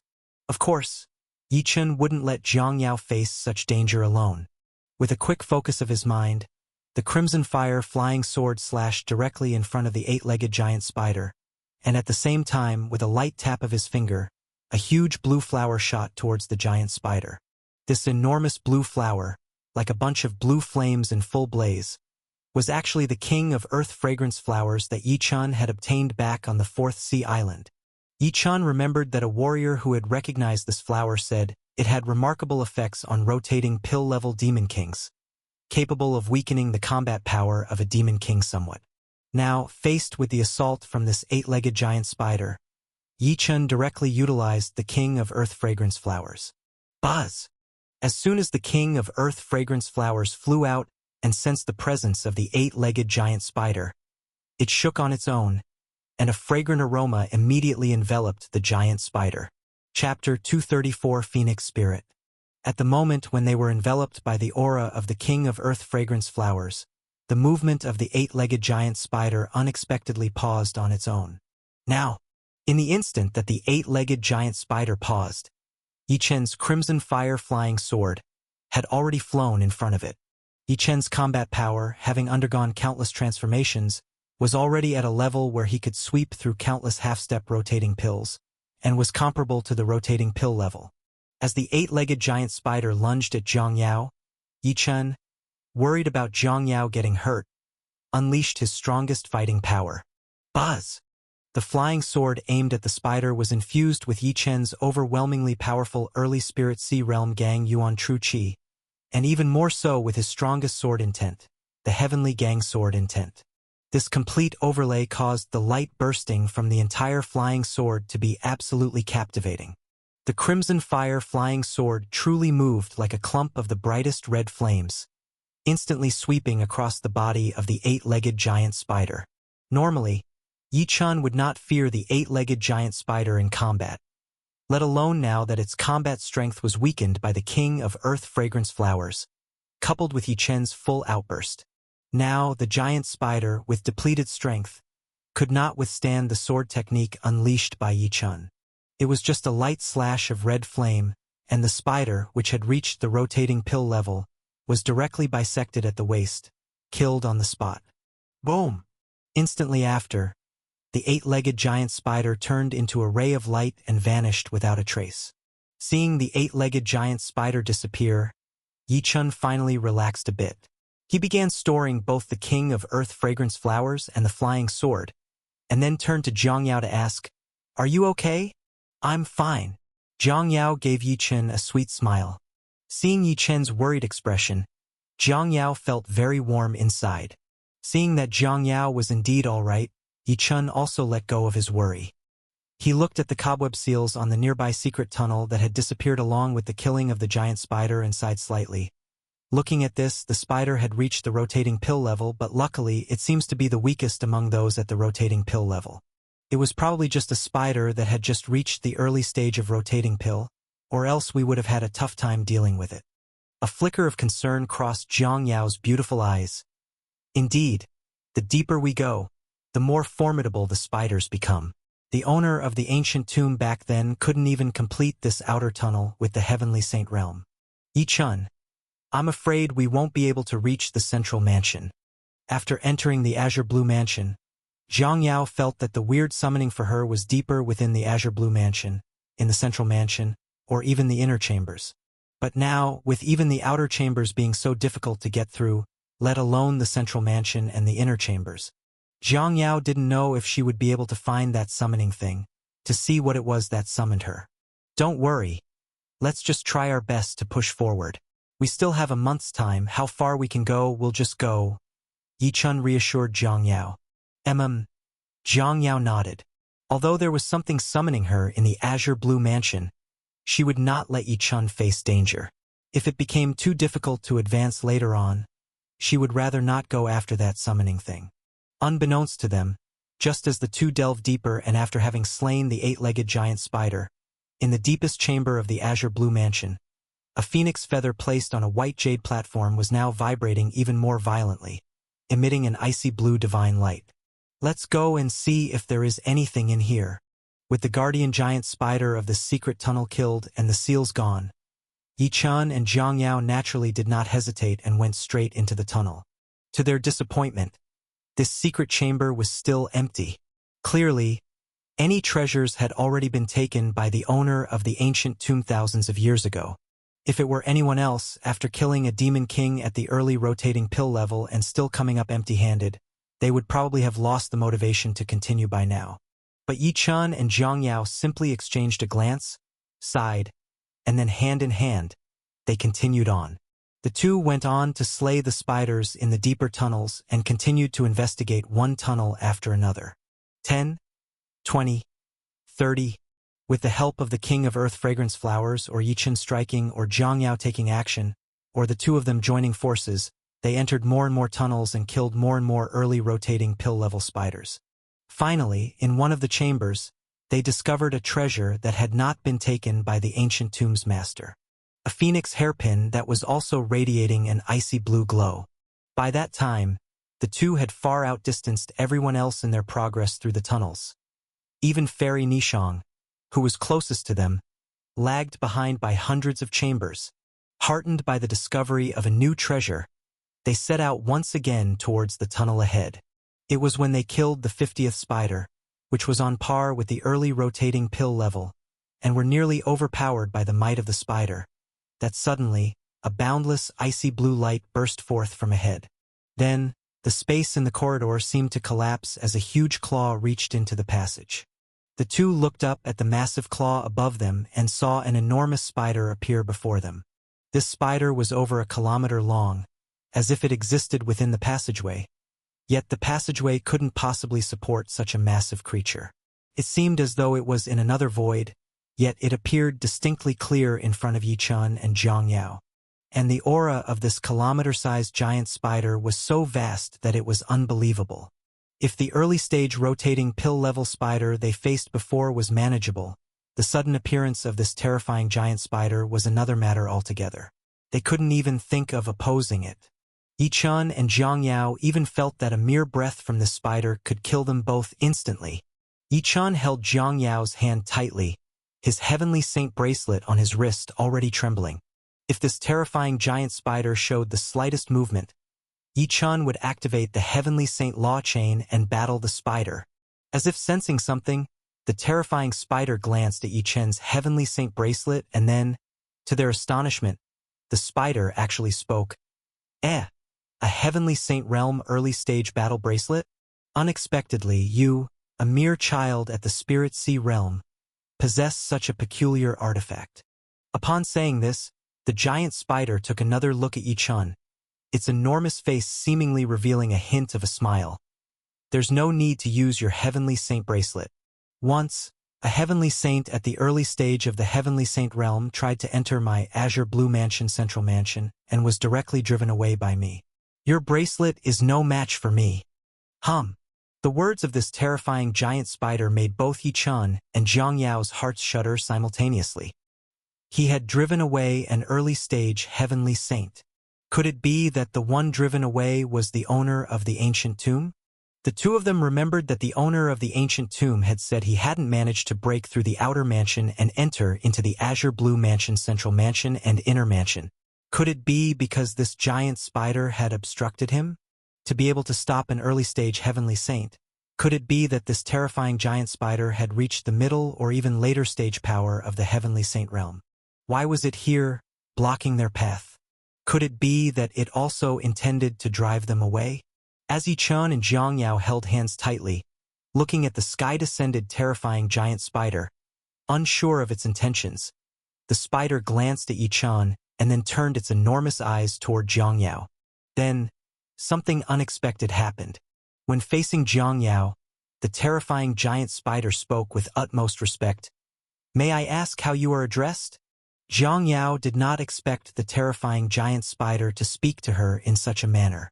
The girl glanced at Yi Chun and saw the confusion in his eyes as well. "My name is Jiang Yao," Jiang Yao said to the giant spider. "Jiang Yao, the Jiang clan." The giant spider nodded its huge head. "Do you know the origin of your surname?" Jiang Yao shook her head. Her name, which was given by her master fairy Jialuo when she found her, was seen next to her on a command token. Apart from her name, Jiang Yao knew nothing about her origins. Now, hearing this giant spider's inquiry, could it be that the spider knew of her ancestry? At this thought, Jiang Yao's heart began to beat rapidly, and her hand holding Yi Chen's slightly sweated. Jiang clan, I truly hope that you are of the Jiang clan, yet I also hope you are not of that clan." The terrifying spider mumbled some words to itself that neither Yi Chun nor Jiang Yao could understand. Seeing the puzzled expressions on their faces, the terrifying spider stopped muttering to itself. Looking at them, especially Jiang Yao, it said respectfully, "Let's go. Phoenix Spirit has ordered me to take you to her. Once you meet her, if you truly are of the Jiang clan, Phoenix Spirit will tell you everything." Phoenix Spirit? Jiang Yao was stunned. Could it be that within the azure blue mansion, there existed a being more powerful than this terrifying giant spider that could command such a mighty creature? To take her to meet her? Could this Phoenix Spirit be related to the entity summoning her? Jiang Yao was filled with countless doubts. Seeing the giant spider wanting to take only her, Jiang Yao held on to Yi Chen's hand and spoke to the spider. "Elder, is it possible to take Yi Chen along too?" "Yi Chen." The spider looked at Jiang Yao and then at Yi Chun, nodding its enormous head. "It is possible." After finishing its words, before Yi Chun and Jiang Yao could react, the terrifying giant spider scooped them up in its vast claw, and they vanished from the passageway. The entire passageway instantly returned to normal, as if nothing had ever happened. But what others didn't know was that the whole azure blue mansion, even the main hall of the central mansion that not even the ancient tomb owner, that heavenly saint, had entered, suddenly lit up with a bright light. Subsequently, Yi Chun and Jiang Yao found themselves directly within the central mansion's great hall. And at the moment the two arrived in the central mansion's great hall, in the deepest hidden chamber within the azure blue mansion, on the void sky level white jade platform, the ice blue phoenix feather radiating divine light also suddenly vanished. An instant later, this extraordinary ice blue phoenix feather, over 8 feet long, appeared within the great hall of the central mansion, right before Yi Chun and Jiang Yao. Chapter 235. Divine Phoenix Clan. In the grand hall of the azure blue mansion, the interior was starkly different from the outer grand hall. On the 4 walls of the entire hall, countless ice blue stones were embedded, making the whole central hall resemble an ice blue palace, resplendent and magnificent. Yi Chun and Jiang Yao had been teleported to this hall by the sky-shocking giant spider, and upon seeing the peculiar sights of this grand hall, they were filled with amazement. Suddenly descending before the two of them from the deepest part of the azure blue mansion was an 8-foot-long mystical ice blue phoenix feather, which completely captivated their gaze. This ice-blue phoenix feather was incredibly beautiful. It floated in the void, casting a faint ice-blue glow, twinkling like stars. Yichun and Zhongyao both felt that the countless ice-blue stones of the entire central hall were emitting endless light. In the midst of this endless light, every strand of down and every feather on the phoenix feather began to sway with strange divine light, as ice-blue spiritual patterns started to appear on it. These patterns. Upon seeing the spiritual patterns on the ice-blue phoenix feather, both Yichun and Zhongyao exclaimed in astonishment, because the peculiar patterns on this phoenix feather were exactly the same as the ice-blue spiritual patterns that appeared on Zhongyao's forehead when she used her bloodline's secret skills. Could it be that this is the phoenix spirit that the sky-shocking giant spider spoke of, wanting to meet me? Could it be that what has been calling me is this feather, and it's connected to me? Zhongyao, looking at the ice-blue spiritual patterns on the mystical phoenix feather, felt her heart pounding at an extreme rate. In the midst of their astonishment, Yichun and Zhongyao heard a voice emanate from the ice-blue phoenix feather, shimmering with divine light, as its down and feathers gently swayed. "You have arrived," it said. The voice belonged to a woman and was exceedingly elegant and refined. But this voice startled both Yichun and Zhongyao greatly when it reached their ears. A talking feather? They had never seen a feather that could speak, even though it looked incredibly extraordinary, resembling the feathers of the legendary spiritual divine beast, the phoenix. The phoenix feather didn't mind the astonishment of Yichun and Zhongyao. It gently swayed and continued to speak. "Zhongyao? Yichun. Your names were just told to me by the spiderling. You may call me Phoenix Spirit. Phoenix Spirit." This feather was indeed the phoenix spirit able to command the sky-shocking giant spider. The sky-shocking giant spider that Yichun and Zhongyao had just seen, a powerful monster capable of driving back even a heavenly saint, was actually obeying the orders of such a tiny feather? What kind of extraordinary being was this phoenix spirit? Could its strength be even greater than that of the sky-shocking giant spider? Yichun and Zhongyao were filled with a myriad of questions. "Phoenix Spirit Senior, was it you who instructed that giant spider senior to teleport us here? It said that you had something to discuss with Zhongyao. May I know what it is you wish to convey, senior?" asked Yichun as he held Zhongyao's hand tightly, addressing the enigmatic phoenix feather. The phoenix feather swayed gently as if it had eyes staring at Zhongyao, and it slowly said, "Indeed, I had asked Spiderling to bring you here. As for the reason for your coming here, it is, of course, to verify a doubt of mine." "A doubt?" Before Yichun and Zhongyao could comprehend the meaning of the phoenix feather, the feather floating in midair gently touched Zhongyao with its faint divine light.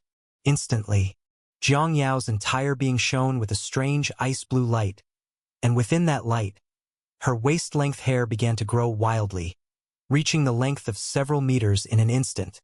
Her meters-long black hair began to drift within the grand hall, and one could see each strand slowly turning from black to ice-blue. At the same time, an ice-blue spiritual pattern starkly emerged on Zhongyao's fair forehead.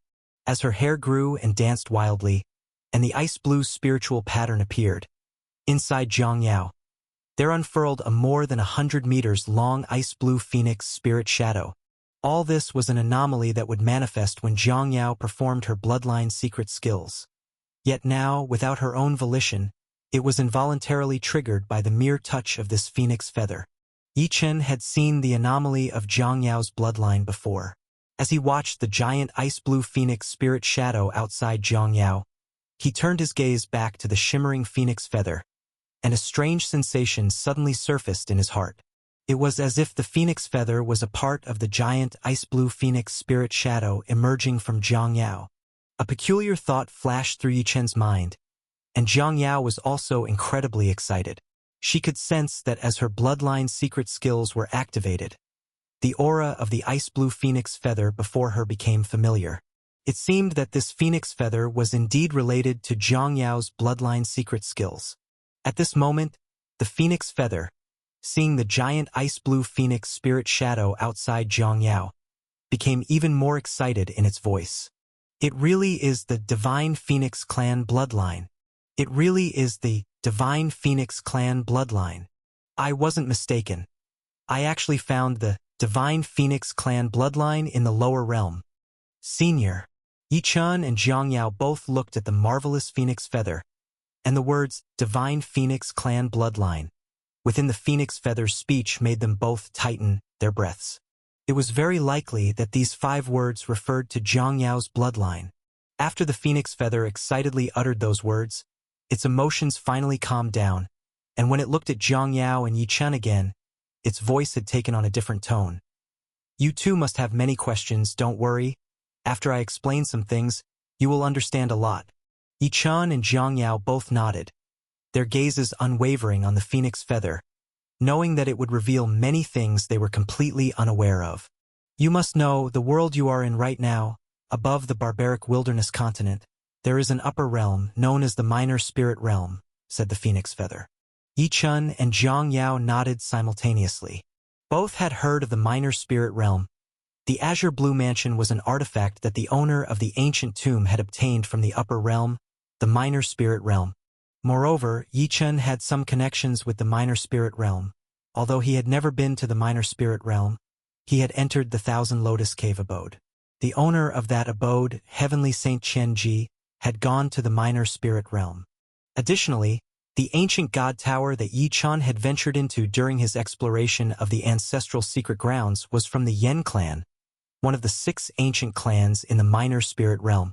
The lair guardian Yi-chun had fought on the 18th floor of the ancient god tower was the granddaughter of an ancient king of the Yen clan, Yen Linger, who had left behind a divine sense illusion in the ancient god tower. Furthermore, Yi-chun still had Yen clan's ancient order, given to him by Yen Linger, which he could use to enter the minor spirit realm in the future if he wished. Now, according to the implications of the phoenix feather, could it be that the phoenix spirit was also from the minor spirit realm? Yi-chun and Jiang Yao both speculated in their minds. As if Phoexic's spirit read their thoughts, she sighed and said, "You're not wrong. I indeed come from the minor spirit realm, and specifically, from one of the 6 ancient clans in the realm, the Divine Phoenix clan. The Divine Phoenix clan of the 6 ancient clans." Yi-chun knew that there were 6 supremely powerful forces in the minor spirit realm, the 6 ancient clans, among which he was familiar with the Yen clan, one of these 6 ancient clans. Unexpectedly, this phoenix spirit was also from one of the 6 ancient clans, and from another called the Divine Phoenix clan. Recalling what the phoenix spirit had earlier about Jiang Yao's bloodline being that of the Divine Phoenix clan. Could it mean Jiang Yao's background was linked to the Divine Phoenix clan? But if the Divine Phoenix clan was one of the 6 ancient clans, they must be incredibly powerful. If Jiang Yao truly belonged to the Divine Phoenix clan, why would she appear in the lower realm? Yi-chun and Jiang Yao could not help but want to hear more from Phoenix Spirit about the Divine Phoenix clan. The Divine Phoenix clan was once the most powerful among the 6 ancient clans, almost considered the first among them, said the Phoenix Spirit with immense pride in her voice. Because the Divine Phoenix clan inherits the legacy of the true Divine Phoenix and possesses the 2 most precious treasures in the entire minor spirit realm, the Nirvana Pool and Phoenix Divine Blood. With the help of these 2 treasures, the Divine Phoenix clan had countless powerhouses, not to mention heavenly saints, even those surpassing the level of heavenly saints. The Void Sky True Gods were the most numerous in the whole minor spirit realm. Void Sky True God. The term mentioned by Phoenix Spirit made Yi-chun and Jiang Yao's hearts jolt. They had heard that beyond the true Qi realm, Spirit Sea realm, Spinning Dan realm, and Heavenly Saint realm, the next breakthrough would be the legendary realm of true gods. The realm of true gods was indeed the stuff of legends, with not a single existence like a Void Sky True God on the entire barbaric wilderness continent. Only in the upper realm of the minor spirit realm could such a level be attained. This Divine Phoenix clan even had many Void Sky True Gods. My Divine Phoenix clan had always been invincible, but because of our constant power, we slowly lost our vigilance against other clans, and eventually, disaster struck, continued Phoenix Spirit, her voice gradually becoming grave. Several predecessors of our clan, in their attempts to break through to a realm even more powerful than the void sky true god, the time-space god king, ventured into the outer cosmic space, only to have the news of their demises reach us. Thereafter, two other ancient clans, the Zhu Yan clan and Fei Ling clan, unexpectedly banded together and waged war against my Divine Phoenix clan. Had the clan's predecessors remained, these two clans combined wouldn't have dared to offend our clan. However, with the predecessors gone, the force left within the clan was nowhere near a match for these two ancient clans. Combined, they caused the Divine Phoenix clan to suffer defeat after defeat. Approximately 3,000 years ago during a major battle, even one of the 10 great holy lands of my Divine Phoenix clan, the Jinlong Holy Land, was completely overtaken. In that battle, 3 void sky true gods perished alongside countless heavenly saints. Phoenix Spirit's words weighed heavily on Yichun and Jiang Yao. The image of 2 formidable ancient clans ganging up against another clan which had lost its strong members, with countless clansmen dying or injured, was horrific to even imagine. Phoenix Spirit Sr., was it during this battle that you came to the barbaric wilderness continent? Jiang Yao's beautiful eyes were slightly reddened as she asked Phoenix Spirit. The girl understood that her origins might truly relate to the Divine Phoenix clan. Perhaps she ended up in the barbaric wilderness continent because of the Great War among the 3 ancient clans. Chapter 236 Ice Blue Crystal. Phoenix Spirit nodded.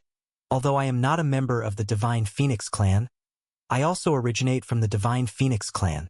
I was a phoenix feather that was nurtured in the Nirvana Pool, one of the 2 great treasures of the clan. Back then, a void sky true god from our clan used me and other phoenix feathers to forge a divine artifact, the Ice Snow Divine Fan.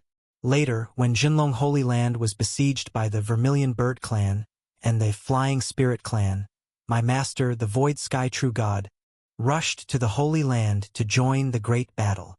Jinlong Holy Land, as one of the 10 holy lands of the Divine Phoenix clan, was a treasure hideout.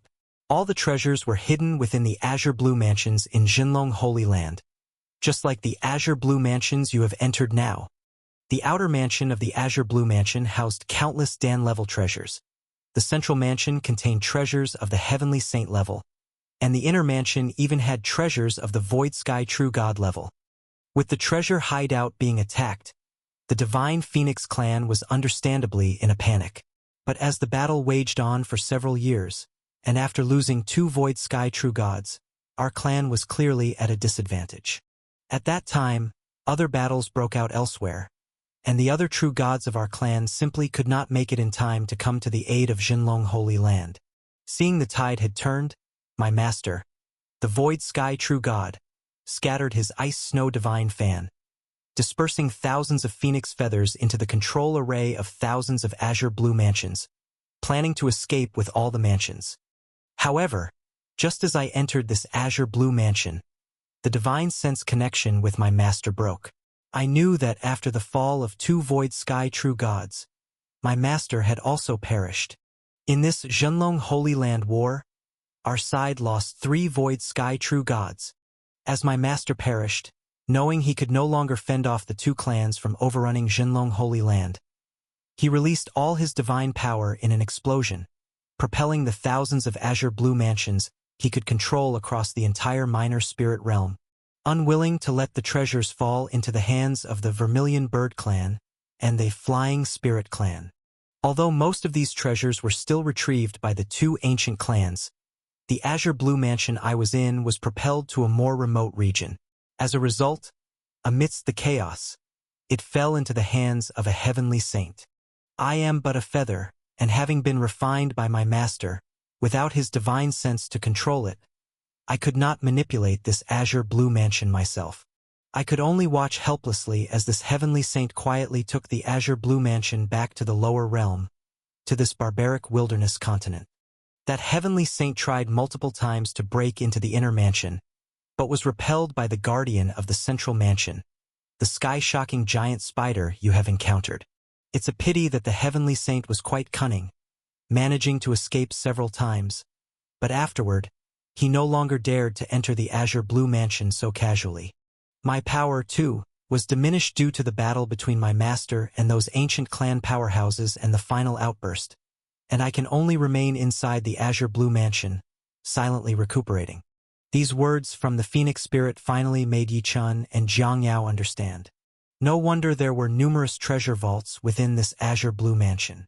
It turns out this azure blue mansion is a treasure of the upper realm's divine Phoenix clan. No wonder they encountered such a formidable sky-shocking giant spider in the azure blue mansion. It turns out that the spider was the guardian responsible for defending the central mansion. No wonder even the sky-shocking giant spider obeyed the Phoenix Spirit's commands. It turns out that the Phoenix Spirit is a phoenix feather nurtured in the Nirvana pool and placed into the azure blue mansion by a void sky true god. As many of Yi-Chen's and Jiang Yao's questions were being resolved, Phoenix Spirit turned to look at Jiang Yao and said softly, "Although my divine Phoenix clan has been repeatedly defeated under the siege of the Vermilion Bird clan and the Flying Spirit clan, relying on the heritage of the strongest ancient clan among the six, even after several elders left, we still endured for more than 1,000 years before I came to the barbaric wilderness continent. However, what I didn't expect was that, after more than 3,000 years, I would again see someone with the blood of the divine Phoenix clan in the lower realm. Jiang Yao, you're still so young and have already come to this barbaric wilderness continent. Could it be that in the 3,000 years that followed, my divine Phoenix clan still did not reverse the tide of defeat, but instead declined even further, letting our clan's bloodline scatter to the lower realm?" As she said this, Phoenix Spirit's voice betrayed an uncontrollable sorrow. Jiang Yao's eyes began to redden. She had been told by her master, Fairy Jia Luo, that she was found by her master in a cradle upon a mountain peak. Combining this with Phoenix Spirit's words, it was very likely that her parents or clansfolk, in a desperate situation during the war, had sent her to the lower realm. Father, mother. Jiang Yao's eyes turned towards the sky, her eyes welling with tears. She could not see the minor spirit realm, but she could feel the immense misfortune that had befallen her clan, the divine Phoenix clan. Otherwise, her parents surely would not have left her. Certainly would not have let her end up alone in the barbaric wilderness continent. Feeling Jiang Yao's sadness, Yi-Chun held her in his arms.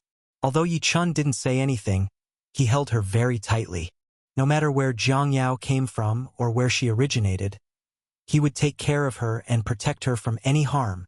Seeing the tears in Jiang Yao's eyes, Phoenix Spirit sighed softly and spoke, "Jiang Yao, although I am 99% certain that you are from the divine Phoenix clan, without the bloodline recognition, none of this can be confirmed.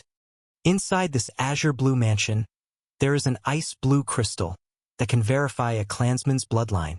Next, you should go through the bloodline recognition." As Phoenix Spirit spoke, fluffy feathers lightly touched the wall, and from among the countless ice blue stones set into the wall of the central mansion's great hall, one stone released an artifact.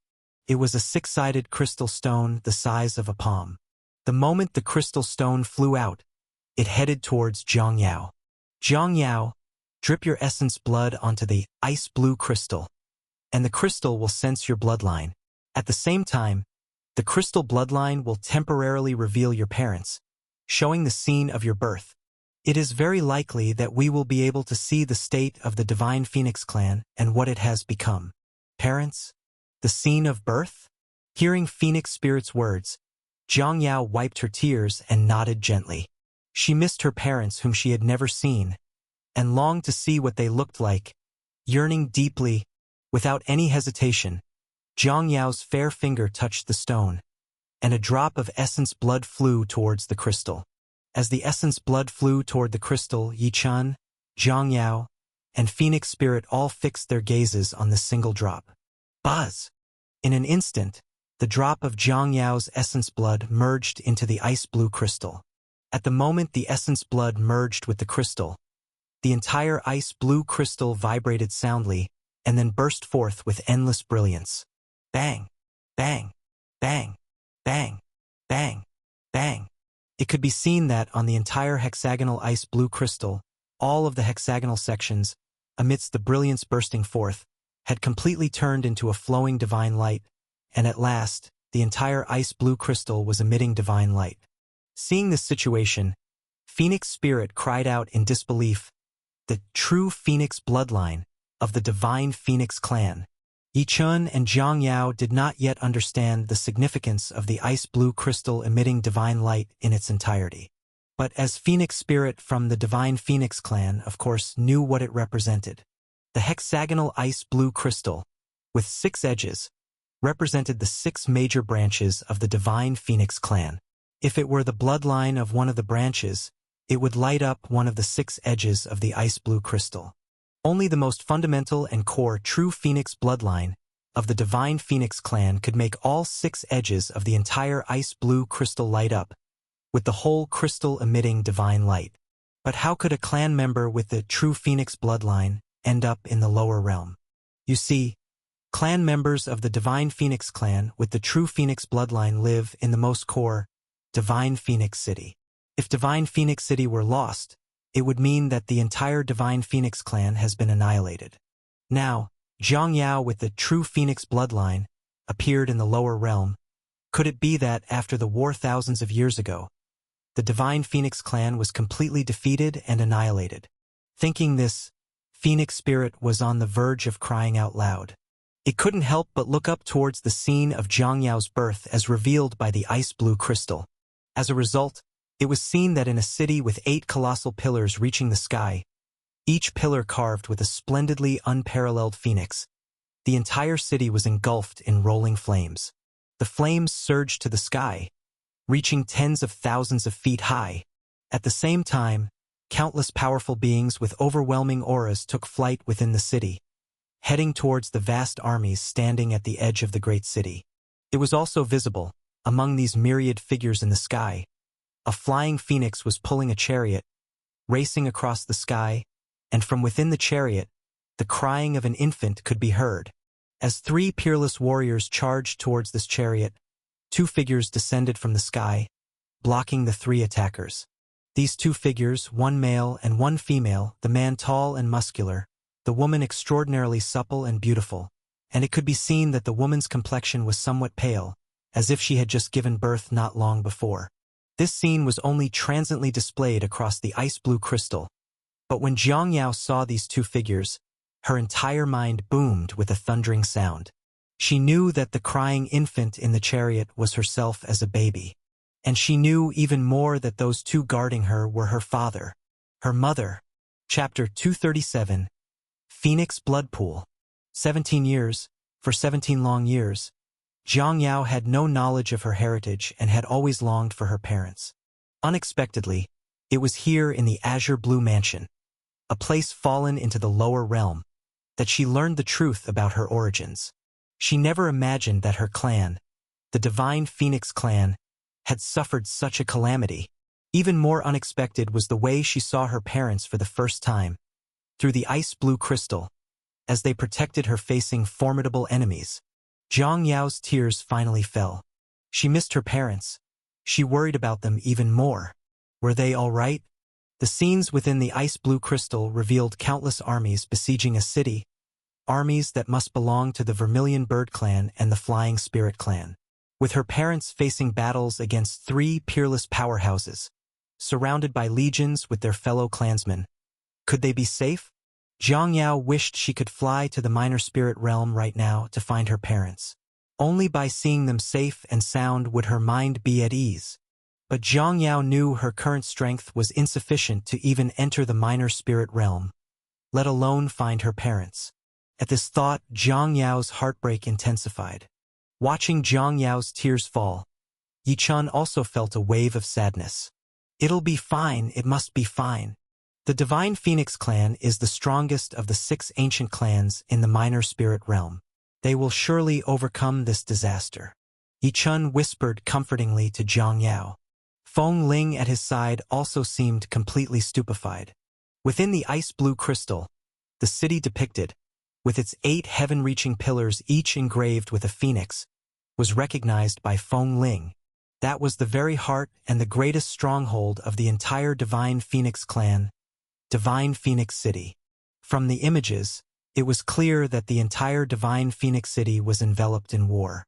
Feng Ling could never have imagined that after more than 3,000 years, the mighty Divine Phoenix clan would be in such dire straits, even pulling Divine Phoenix City into war. Hatred. She despised the Vermilion Bird clan and the Flying Spirit clan. If not for these two clans, she'd still be in the Minor Spirit realm, nestled within her master's divine artifact, the Ice Snow Divine Fan. If not for them, the girl before her, Zhang Yao, would be living blissfully in Divine Phoenix City, close to her parents. But now, due to the war initiated by these two clans, her own clan was engulfed in flames of war, and both she and Zhang Yao had been cast down into the lower realm. Feng Ling, consumed with hatred, also felt helpless. No matter how much she loathed those two ancient clans, what could she do?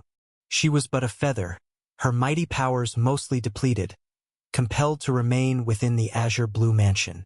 Even if she regained all her power, she could never contend with those two ancient clans. Remember, her master was the Void Sky True God, who had perished in the great battle. The ice blue crystal, having confirmed the bloodline, no longer displayed the images, and became tranquil once more. Yet Yi Chun, Zhang Yao, and Feng Ling all fell silent before it. The grand hall of the central mansion engulfed in stillness. After a long while, Feng Ling finally regained control of her emotions and looked at Zhang Yao again, saying, "Zhang Yao, don't be sad. Now that we are here on the barbaric wilderness continent, the only thing we can do is to increase our strength and return to the minor spirit realm to see for ourselves. Even if our clan has perished, we must find any surviving clansmen, gather strength, and seek vengeance against those two clans. Return to the minor spirit realm to see for ourselves." The words of Feng Ling prompted Zhang Yao to lift her head, her eyes red-rimmed, but her gaze began to harden once again. Indeed, grieving was of no use. Only by returning to the minor spirit realm to find her parents and clansmen was of the utmost importance. "Phoenix Spirit, I will definitely work hard to enhance my strength and go to the minor spirit realm as soon as possible," said Zhang Yao. In the voice of the young girl, there was an unwavering determination. "As long as you work hard, you will be able to reach the minor spirit realm." Phoenix Spirit looked at Zhang Yao. "Your bloodline is the true Phoenix bloodline, which is even among the 7 major bloodlines of the Divine Phoenix clan, considered the strongest." Speaking of the true Phoenix bloodline, Phoenix Spirit became rarely excited. "In our Divine Phoenix clan, the vast majority of the Void Sky True Gods are true Phoenix bloodline, and any member of the true Phoenix bloodline, as long as they grow to the end, the lowest realm they can reach is the Heavenly Saint realm." "Zhang Yao, which level have you cultivated to with your bloodline secret skills?" Seemingly thinking of something, Phoenix Spirit suddenly asked Zhang Yao. Zhang Yao spoke. "The 2nd level, Phoenix Spirit, what is it?" About the bloodline secret skills, Zhang Yao had always been unaware of its origins, only knowing that the secret skills were very peculiar and powerful. Now, she finally understood that they originated from the Divine Phoenix clan. No wonder her spirit pattern was the Phoenix Spirit pattern. No wonder she could cultivate the Phoenix Phantom. The 2nd level. In the lower realm, without anyone helping you cultivate the bloodline secret skills, you actually broke through to the 2nd level. And I see that you haven't even completed the awakening of your bloodline. Zhang Yao, perhaps once your bloodline is fully awakened, within 10 years, you could strive for the Heavenly Saint realm. Within 10 years, you could return to the minor spirit realm. Boom! The words of Phoenix Spirit took Zhang Yao and Yi Chun by surprise. 10 years to reach the Heavenly Saint realm. This rate of cultivation was unheard of. Yi Chun knew that the fastest known to reach the Heavenly Saint realm was Heavenly Saint Di Kong, who achieved it at the age of 80 within the Jindi ancient clan. Most other Heavenly Saints took thousands of years to step into the Heavenly Saint realm.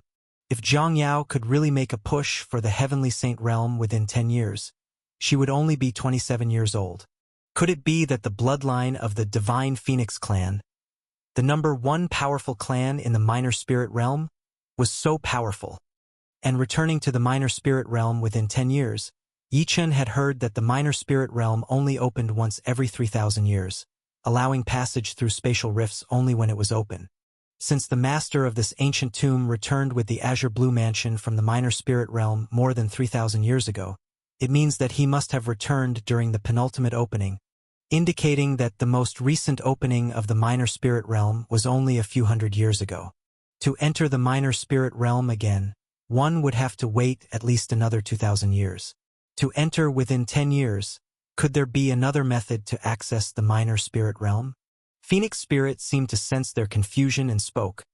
Although achieving the status of a void sky true god is extremely difficult for all clans, reaching the heavenly saint realm is different. The true geniuses of our divine Phoenix clan can definitely step into the heavenly saint realm around the age of 30. Zhang Yao, without the awakening of the bloodline, you were able to cultivate to the second level of bloodline secret skills, which shows remarkable talent and comprehension. It is indeed worthy of someone from our divine Phoenix clan with the true Phoenix bloodline. As long as you can successfully awaken your bloodline, striving for the heavenly saint realm within 10 years is no vain talk. As for returning to the minor spirit realm, as soon as you step into the heavenly saint realm, you will be able to control the azure blue mansion and forcibly break through the spatial barriers, returning to the minor spirit realm. You must know, the azure blue mansion is a treasure crafted by a void sky true god and can definitely withstand the tearing of space. The words of Phoenix Spirit brought Zhang Yao unexpected joy. She had been concerned about how to return to the minor spirit realm, how to find her father and mother, but if she could return to the minor spirit realm within 10 years, that would be wonderful. Phoenix Spirit, you keep talking about awakening the bloodline. What does awakening the bloodline mean? How can one awaken the bloodline? Asked Zhang Yao. Every member of the divine Phoenix clan is born with the bloodline secret skills flowing in their blood. Zhang Yao, you must feel that these skills are very powerful but difficult to cultivate, said Phoenix Spirit. Zhang Yao nodded her head. She had managed to cultivate to the second level of the bloodline secret skills at the age of 17, indeed finding it hard to cultivate. Phoenix Spirit said, without an awakened bloodline, relying on your own understanding, of course, it's hard to cultivate. Our divine Phoenix clan's bloodline is inherited from the true spiritual divine beast, the Phoenix. Every clan member will undergo a bloodline awakening when they are young. This kind of awakening takes place in the Phoenix blood pool, which contains Phoenix essence blood. Once you awaken your bloodline in it, you will understand how to cultivate the bloodline's secret skills. The Azure Blue Mansion is the divine Phoenix clan's secret treasure for storage. Every Azure Blue Mansion contains a Phoenix blood pool, and this mansion is no exception. The Phoenix blood pool is hidden inside the inner mansion. Zhang Yao, you, me, and the Azure Blue Mansion have all been through many twists and turns, ending up in the lower realm. Now, to be able to meet here, it means that destiny has ordained you to awaken your bloodline here and return to the minor spirit realm as soon as possible. Do you wish to go to the inner mansion now, to the Phoenix blood pool, and awaken your bloodline? Chapter 238, The True Master of the Ancient Tomb. The Azure Blue Mansion's inner mansion has a Phoenix blood pool. Entering the Phoenix blood pool and awakening your bloodline can aid in the cultivation of bloodline secret skills, rapidly enhancing strength. Hearing Phoenix Spirit's words, Zhang Yao too became excited. Of course, she longed to return to the minor spirit realm soon, to see her father, mother, and the people from the divine Phoenix clan. Naturally, she wanted to awaken her bloodline, to become even stronger and to cultivate more quickly. Elder Phoenix Spirit, I am willing, Zhang Yao said to Phoenix Spirit without hesitation. However, the girl immediately thought of Yichan beside her. Elder Phoenix Spirit, can Yichan also cultivate in the Phoenix blood pool? Even if he doesn't have the divine Phoenix clan bloodline, helping him improve his cultivation would be good. Phoenix Spirit looked at Yichan, whom Zhang Yao was clinging to closely, and understood the nature of their relationship. Nevertheless, Phoenix Spirit shook her head. This Phoenix blood pool can only be used by members of my clan. It is not a blessing but a curse for others to enter. This place is not for Yichan to enter, she added. Hearing Phoenix Spirit's words, Zhang Yao's delicate little face showed deep disappointment. Zhang Yao, don't worry about me, Yichan said as he patted her little head. You go ahead and awaken your bloodline in the Phoenix blood pool. I also plan to make a breakthrough in my realm. I've just sensed the True Thunder extreme change recently. Yi-chun had felt the True Thunder induction in the Fourth Sea Island, but with the Great Demon rampant at the time, he never had the chance to attempt the True Thunder extreme change. Now, since Zhang Yao was preparing to cultivate in the Azure Blue Mansion, it was a perfect time for him to attempt the True Thunder extreme change and step into the second chapter of the Primordial Star Scripture, thus enhancing his strength once more. The matters of the Divine Phoenix clan deeply resonated with Yi-chun, not just because they concerned Zhang Yao's heritage, but also due to the blood feud with the 10 great demon sects and the 13 countries of the Southern Territory. Yi-chun worried that one day, if the 10 great demon sects, much like the 2 great ancient clans of the Minor Spirit Realm, exerted absolute dominance over the 13 countries of the Southern Territory and waged war, his kingdom and his parents would be swept into the flames of war just like what happened to the Divine Phoenix clan. Currently, Yi-chun's strength was still not powerful enough. Although he was able to suppress a half-step rotating pill with the strength of the initial Spirit Sea stage, he needed the aid of the King of Earth Fragrance Flowers to fight against an early rotating pill realm demon king and still couldn't do it on his own. Unable to defeat even an early-stage rotating pill realm opponent, Yi-chun would be useless if a great war truly broke out, and he might not even be able to protect his own parents. Yi-chun refused to let the tragedy of the Divine Phoenix clan happen again. Furthermore, if Zhang Yao could truly return to the Minor Spirit Realm within 10 years after awakening her bloodline as Phoenix Spirit had said, Yi-chun did not want to be separated from her. He was determined to enhance his strength and strive towards the Heavenly Saint Realm. Even if he did not have the bloodline of the Divine Phoenix clan and could not reach the Heavenly Saint Realm within 10 years, he still wanted to reach the strongest level possible. Moreover, with the Primordial Star Scripture, along with the 9 transformation fighting body and sword formation cultivation technique, he might be able to make a significant breakthrough within 10 years. True Thunder Extreme Change? Hearing Yi-chun talk about attempting the True Thunder Extreme Change made Zhang Yao excited too. She had heard from Yi-chun about a wondrous pagoda he had acquired, containing a powerful spell, and he had even explained the cultivation method to her. Curiously though, without the pagoda inside her body, she was unable to practice the technique. Now, hearing that Yi-chun had sensed the True Thunder Extreme Change, Zhang Yao was of course delighted. If that were the case, both Yi-chun and she could make great progress. Phoenix Spirit looked at Yi-chun. While she did not know what the True Thunder Extreme Change that Yi-chun mentioned was, it was presumably a formidable cultivation technique. Yi-chun, although you cannot enter the Phoenix blood pool, there is a cultivation chamber in the inner mansion that is filled with an abundance of true qi. You can cultivate there. Azure Blue Mansion has protective prohibitions. Non-members of the Divine Phoenix clan can only stay inside the Azure Blue Mansion for a month before they are automatically transported out. Use this 1 month to cultivate well inside. As for Zhang Yao, you don't need to worry. Her bloodline awakening can take as short as half a month to a month, or up to 3 months at most. But since she possesses the bloodline of the Divine Phoenix clan, she won't be rejected by the prohibitions. Once she finishes her cultivation, I will send her out to meet you. Yi-chun nodded his head. No wonder the Golden Demon Carp said that one could only stay in the Azure Blue Mansion for a month. It turns out it was the Azure Blue Mansion's protective prohibition at work. It seems that the owner of this tomb has quite thoroughly figured out the Azure Blue Mansion's prohibitions. Thinking of this, Yi-chun suddenly thought of something. The owner of this tomb, Feng Ling, must have met him, and Yi-chun always felt that there was something off about the tomb. It didn't seem like it belonged to Heavenly Saint Linghua. Perhaps he could verify with Feng Ling who the true owner of the tomb was. Senior Feng Ling, do you know why we entered the Azure Blue Mansion? Yi-chun asked aloud. Feng Ling shook the flying feathers on her body. My divine sense, as well as that of the other guards of the Azure Blue Mansion, is locked within the Azure Blue Mansion. We can only sense the space within the Azure Blue Mansion and a few hundred paces outside it. Beyond that, I'm not quite certain. Otherwise, I would have summoned Zhang Yao into the Azure Blue Mansion long ago. Yi-chan nodded. No wonder Zhang Yao only sensed the call from within the Azure Blue Mansion as they approached it. It turned out Feng Ling and the others' divine senses could not reach far into the outside world. Without further hesitation, Yi Chun told Feng Ling everything about him and Zhang Yao, as well as many others who entered the tomb after discovering Heavenly Saint Linghua's spirit plaque, along with the bizarre incidents inside the tomb. Zhang Yao also understood what Yi Chun was doubtful of, and she, too, told Feng Ling about the events on the 8th Sea Island.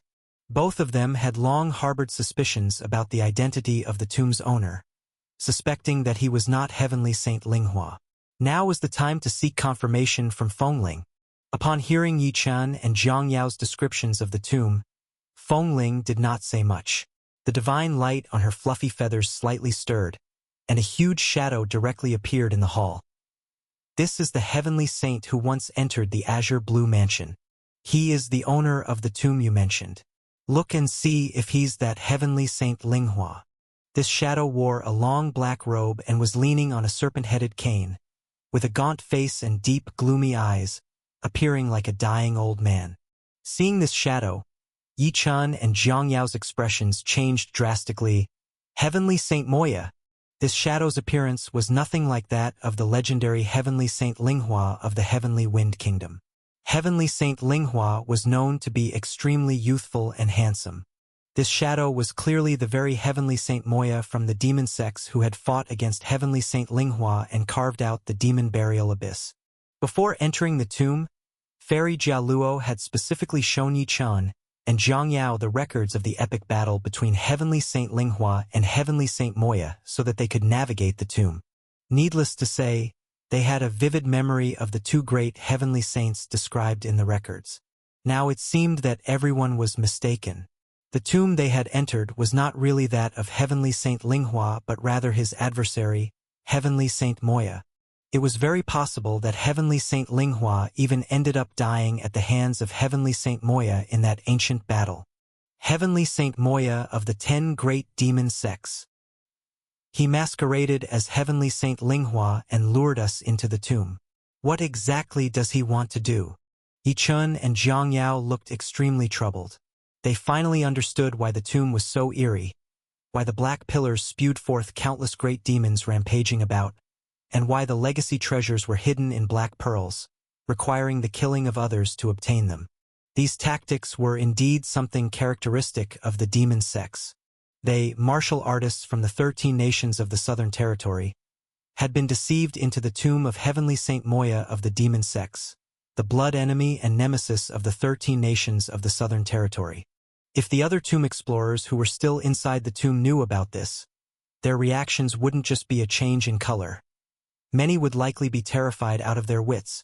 Even if the rotating Pill Realm powerhouses waiting outside the tomb knew, all the rotating Pill Realm powerhouses would shudder with fear. Chapter 239.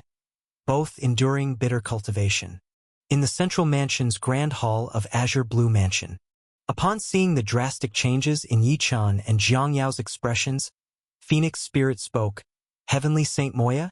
I indeed recall that Heavenly Saint calling himself Heavenly Saint Moya. However, after he entered the Azure Blue Mansion a few times, I never saw him again. So, he has perished in the ancient tomb. But why lure you into the tomb if he died there?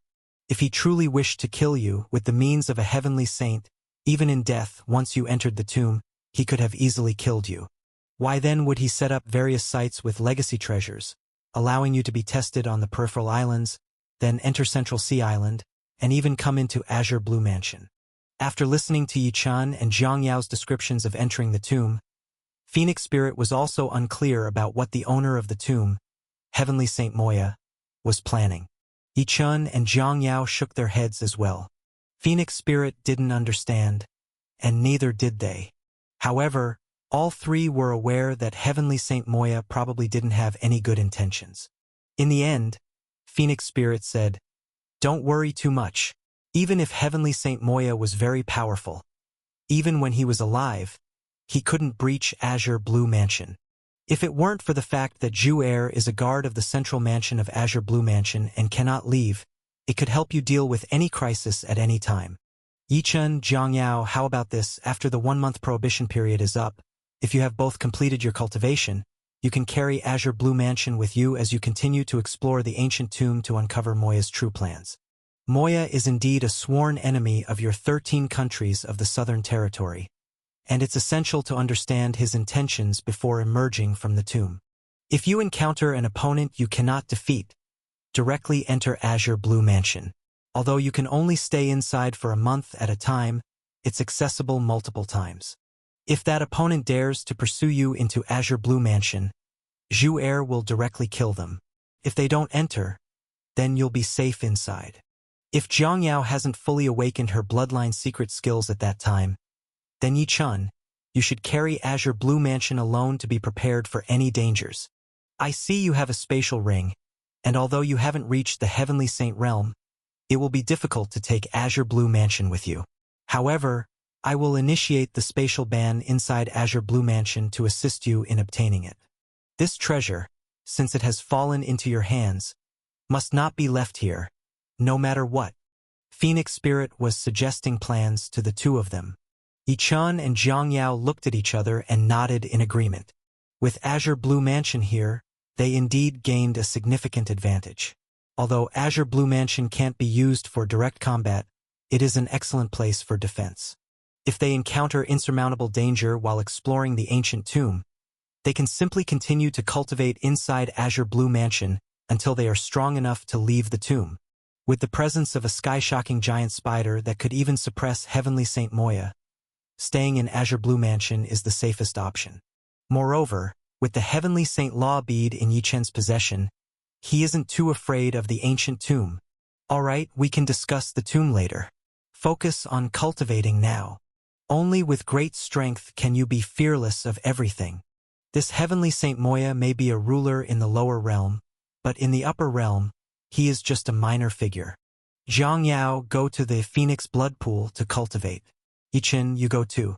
After I make arrangements for Zhang Yao, I will send you into another secret cave for cultivation. Phoenix Spirit called out to Yi Chun and Zhang Yao. Yi Chun and Zhang Yao both nodded in response. Boom! Seeing the two nod, Phoenix Spirit's feather, emitting an ice-blue divine light, flapped gently. Enveloped by the light, Yi Chun and Zhang Yao disappeared from the grand hall of the central mansion. Outside Azure Blue Mansion, several hundred yards away from Azure Blue Mansion, a golden demon carp was gazing languidly at the dark gates of Azure Blue Mansion. 1 month inside Azure Blue Mansion for adventure. I wonder how many of these people will make it out alive. Tiger Demon Tongue mentioned that many should perish to select the finest individuals for sacrifice to the Heavenly Saint Lord. Wait, after 1 month passes, I will know who has caught the eye of Tiger Demon Tongue. If the death toll isn't high enough, continue to send them into the 2nd and 3rd death traps. The golden demon carp muttered to itself. It could never have imagined that among the individuals who entered the ancient tomb, there would be someone like Zhang Yao, whose background was connected to Azure Blue Mansion. Let alone the demon carp, even Heavenly Saint Moya, who originally constructed the tomb, would never have guessed that the Azure Blue Mansion he stumbled upon contained Phoenix Spirit and an unknown divine Phoenix clan heritage related to Zhang Yao. Azure Blue Mansion did not become a trial for Yi Chun and Zhang Yao. Instead, it provided them a tremendous boost. Boom! Boom! Boom! Outside the outer mansion of Azure Blue Mansion, countless people died fighting the Guardians in the secret caves, while many more were still adventuring through the caves, hoping to discover treasures left behind. They believed that even someone as powerful as the owner of the tomb couldn't have explored every cave, so there must be treasures that were overlooked that they could acquire. While these people were still embarking on their adventures, suddenly, they felt an earth-shattering howling coming from the numerous caves. Amidst this deafening sound, fierce winds swirled, expelling all the tomb explorers from the cave passages and hurling them back into the grand hall of the outer mansion. Of the 35 people who entered the caves, 27 returned to the grand hall. Besides Yi Chun and Zhang Yao, who proceeded to the inner mansion, the other 6 perished during their explorations. These 27 people, swept out of the caves by the fierce winds, were terrified. They could sense that the winds could have easily killed them. But the winds didn't kill them. Instead, they were brought back to the grand hall. After several attempts to re-enter the caves proved futile, these people finally gave up. They realized that the winds from the caves did not wish them to enter any longer. What these people didn't know was that Phoenix Spirit had learned that these tomb explorers had been deceived into entering the tomb by Heavenly Saint Moya. Naturally, she wouldn't allow them to continue adventuring in the caves. Phoenix Spirit didn't want them to perish at the hands of the guardian giant spiders in the caves, nor did she want them to obtain treasures from there without deserving them. So, she expelled them all from the caves and transported them back to the grand hall of the outer mansion. They would wait there until a month had passed, at which point they would be automatically sent out of Azure Blue Mansion. Why is it just us few? The 27 people, having returned to the outer mansion's grand hall, glanced at each other. Fairy Nishang, Lu Yen, Yun Luo, Shuiyu, and others were all among them. But they discovered that, after returning to the grand hall, many among those who had ventured into the secret cave were missing. Could it be the others all died at the hands of the cave's guardian, that giant spider? Thinking back to the giant spider they had confronted in the cave, they all still felt some lingering fear. Where's Yi Chun? Yi Chun is so powerful, he couldn't possibly have died at the hands of the giant spider, right?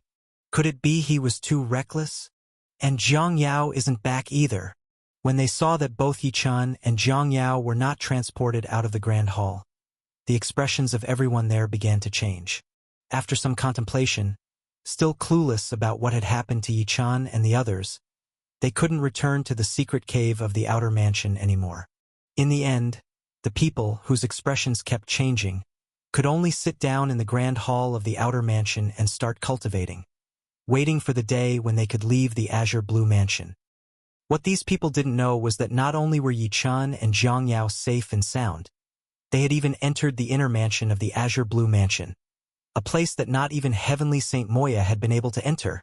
While the other tomb explorers were being transferred back to the grand hall of the outer mansion, Yi Chun and Zhang Yao had already arrived beside a pool several hundred feet in diameter in the inner mansion.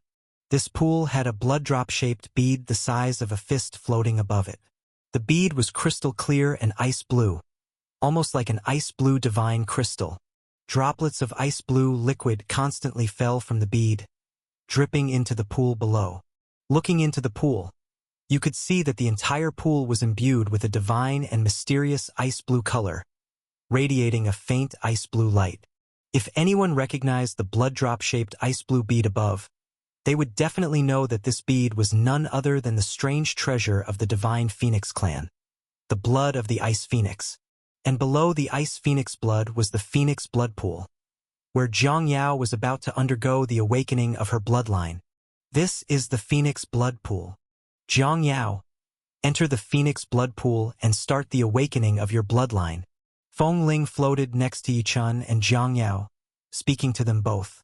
Zhang Yao took a deep breath, approached the Phoenix blood pool, and felt her entire bloodline inside her body leaping with joy.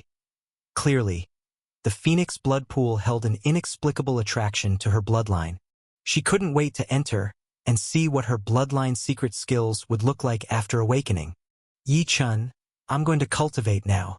Zhang Yao took Yi Chun's hand and spoke to him. Yi Chun smiled and nodded his head. After looking at Yi Chun and Feng Ling once more, Zhang Yao no longer hesitated. She turned her slender figure towards the Phoenix blood pool, lightly leaped, and flew into the midst of the pool.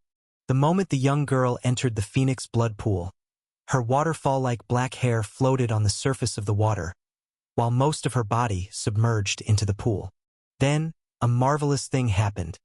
The numerous strands of ice blue droplets in the pool started to spread towards Zhang Yao, gradually enveloping her in a rising ice blue aura, now covering her entire body.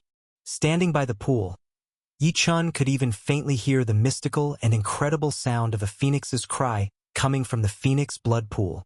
After waiting by the pool for a long time and seeing that Zhang Yao had fully entered the state of cultivating her bloodline awakening, Feng Ling spoke to Yi Chun again. Yi Chun, let's go as well. I'll take you to the cultivation chamber. Yi Chun took one last look at Zhang Yao in the Phoenix blood pool and nodded. This is the inner mansion's cultivation chamber. You can practice here. When Feng Ling brought Yi Chun into the cultivation chamber, the sight of this grand chamber that spanned several hundred feet completely stunned him.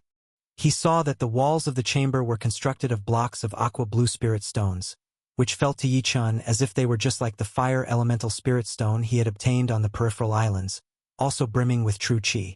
Yi-Chun had obtained a piece of fire elemental spirit stone and couldn't completely absorb all the true qi within it. But this azure blue mansion's inner mansion cultivation chamber was actually constructed with countless blocks of spirit stones of the same grade, and the true qi inside was astonishingly plentiful. Yi-Chun also noticed that these spirit stones seemed to generate true qi by themselves. As he breathed in the true qi of the chamber, he couldn't see any reduction in true qi from the stones. Such extravagance. This was absolutely extravagant. Practicing in this chamber, one wouldn't have to worry about running out of true qi. Perhaps even after 100 years, it wouldn't be possible to completely absorb the true qi of these spirit stones. Yi-Chun, this chamber is specifically for our clan's disciples to cultivate in tranquility. You can comfortably practice here, Feng Ling said to Yi-Chun. Instructions for opening and closing the chamber's formation are explained in the bamboo slips here. Once you're done cultivating, come out of the chamber, and I'll meet with you again. Thank you, Senior Feng Ling. Yi-Chun expressed his gratitude to Feng Ling, then walked into the chamber. After that, Feng Ling no longer disrupted Yi-Chun's cultivation and left the chamber. Boom! Once Feng Ling had left, Yi-Chun followed the instructions on the bamboo slips in the chamber, sealed the chamber, and then sat down to begin his practice. Finally, I can fully concentrate on breaking through the last step of the first chapter of the primordial star scripture, the Gang Yuan chapter, True Thunder Extreme Change. Who knows what the second chapter of the primordial star scripture will be like? What kind of cultivation technique it will be? Yi-Chun, who sat down, had an immeasurable expectation in his eyes. He was looking forward to completing the True Thunder Extreme Change, entering the Starlight Tower again, and obtaining an even stronger second chapter of the primordial star scripture. After muttering to himself, Yi-Chun finally calmed his mind and spirit, closed his eyes, and profoundly entered the tranquil state necessary for the breakthrough. Chapter 240, True Thunder Extreme Change. He had meditated in quietude for a full 5 days. During those 5 days, Yi-Chun remained motionless. Yet the Gang Yuan true qi spirit liquid within the qi sea of his body was undergoing earth-shattering changes. Boom! Boom! Boom! All the Gang Yuan true qi spirit liquid was roiling and roaring within the qi sea, exploding and hissing. The rolling sounds of true thunder began to resonate throughout the entire qi sea world.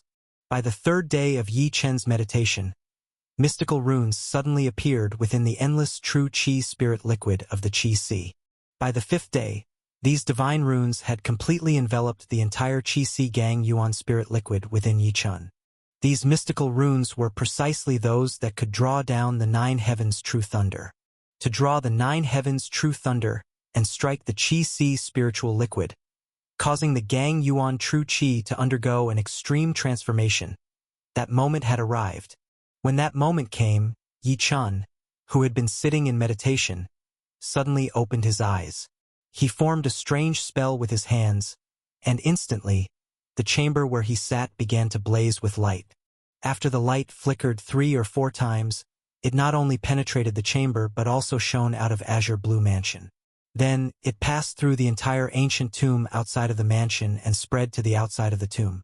In the end, the astonishing light even soared into the skies, reaching the expanse between the 9 heavens. Such a divine and mysterious sight stunned countless onlookers. Is Yi-Chun attempting the True Thunder Extreme Change cultivation technique?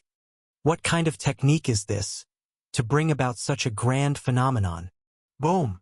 Almost the moment the light burst out of the chamber, Phoenix Spirit appeared outside the chamber where Yi-Chun was cultivating, her eyes wide as she beheld the sky-reaching light emanating from Azure Blue Mansion. She had never seen such a momentous phenomenon before. From the phenomenon alone, it was evident that the cultivation technique Yi-Chun practiced was no ordinary thing. Zhu Air, guard the entire Azure Blue Mansion. Do not let anyone enter and disturb Yi-Chun's cultivation. Phoenix Spirit's voice rang out. The instant her command was issued, the sky-shocking giant spider, which had escorted Yi Chun and Zhang Yao to meet the Phoenix Spirit, materialized within the central mansion. Whoosh! The sky-shocking giant spider nodded its colossal head. Its tremendous claws smacked down onto the ground and then vanished in an instant. In the next moment, the monstrous claw reappeared right at the dark entrance of Azure Blue Mansion. Guarding. This was the sky-shocking giant spider guarding Azure Blue Mansion. Outside Azure Blue Mansion, in the waters of Azure Blue Lake, when the sky-piercing light shot up from the mansion, a golden demon carp was completely dumbfounded. What is this? The golden demon carp had never seen such a display of magnificent light coming from Azure Blue Mansion, and had no idea what it signified. Boom! As the golden demon carp stood stunned, Tiger Demon Tang, standing over the colossal marsh deep within the ancient tomb, towering over 300 meters tall with a human body and a tiger head, shrouded in billowing dark chi, also turned its vast and mysterious eyes towards the direction of Azure Blue Lake, observing the column of light that ascended to the heavens. Azure Blue Lake? Azure Blue Mansion? Now, it must be those tomb explorers within the Azure Blue Mansion. With such a phenomenon occurring, could it be that someone in the later stages of the Spirit Sea is breaking through a realm, attracting the descent of the heavenly void laws? It doesn't seem like it. This doesn't resemble the signs of heavenly void laws descending. It appears that among those who entered the ancient tomb this time, there indeed exists a phenomenal genius. There's been a great discovery within Azure Blue Mansion. Excellent, excellent. Regardless of whatever phenomenon or exceptional talent it may be, all will serve as a bridal garment for the heavenly Saint Lord. After murmuring to himself, Tiger Demon Tongue, uncharacteristically, refrained from going to check Azure Blue Lake and instead turned its head, fixing its gaze on the gigantic bronze coffin within the vast marsh below. At that moment, 2 more demon towers on the bronze coffin were about to completely light up with brilliance. One could also hear the sounds of stirring from within the bronze coffin. Outside the ancient tomb, as the light emerged from the ancient tomb, the 6 powerful beings, Taoist Yunyang, Taoist Yunfang, Fairy Anisia, Taoist Chi-Mei, Taoist Winesword, and Fairy Jialuo all awoke from their meditation. The light from the ancient tomb. Observing the light that burst forth from the ancient tomb, these 6 formidable characters exchanged glances, all showing a hint of astonishment. This was the first time they had seen such a phenomenon coming from the ancient tomb since dispatching tomb explorers there. It's been over a month. They've been inside the ancient tomb for over a month now. Who knows what they've found by now? And what does this phenomenon signify? The 6 great powers, unable to enter the ancient tomb, had no idea what caused this radiance to emanate from within. They could only continue their wait outside the tomb. Not just the 6 great powers were astonished. Even the warriors from the Heavenly Wind Kingdom, who were still waiting outside Demon Burial Abyss, were shocked into taking flight upon seeing the light bursting from within the abyss. Following the light, they looked up into the sky, with everyone's mouth gaping open. The light flickered, lasting only a moment before, in the next instant, reaching the expanse between the 9 heavens. Subsequently, everyone heard thunderous sounds coming from the 9 heavens and saw countless purple lightning bolts furiously rolling in the sky above. While the sounds of this thunder reverberated through heaven and earth, what no one knew was that, within the tomb, in the secret chamber of the inner mansion of Azure Blue Mansion, where Yi Chun was cultivating, the 9 heavens' true thunder was also reverberating within the chi sea inside his body. As if piercing through the barriers of the void, endless 9 heavens' true thunder, unseen by the world outside, suddenly blasted into Yi Chen's chi sea in an instant. The 9 heavens' true thunder had truly been drawn into the chi sea by Yi Chen using spells. At that moment, below Yi Chen's chi sea, there surged an endless, turbulent ocean of Gang Yuan true chi spirit fluid. Looking up at the chi sea above, one could see incomparably huge purple true thunderbolts as thick as a man, bristling wildly within Yi Chen's entire chi sea world. The next moment, the skyful of massive thunderbolts, all struck towards the roiling Gang Yuan true chi spirit fluid below. Boom! Boom! Boom! As the 9 heavens true thunder struck down, The silver gang Yuan true chi spirit fluid surged incessantly, and the vast spiritual fluid, even following the massive purple true thunderbolts, began to diffuse into the void. True thunder struck down, spiritual fluid soared. Yi Chen's entire Qi-Si world turned into a chaotic ocean. Inside, his inner world was in chaos, but Yi Chen on the outside was immovable.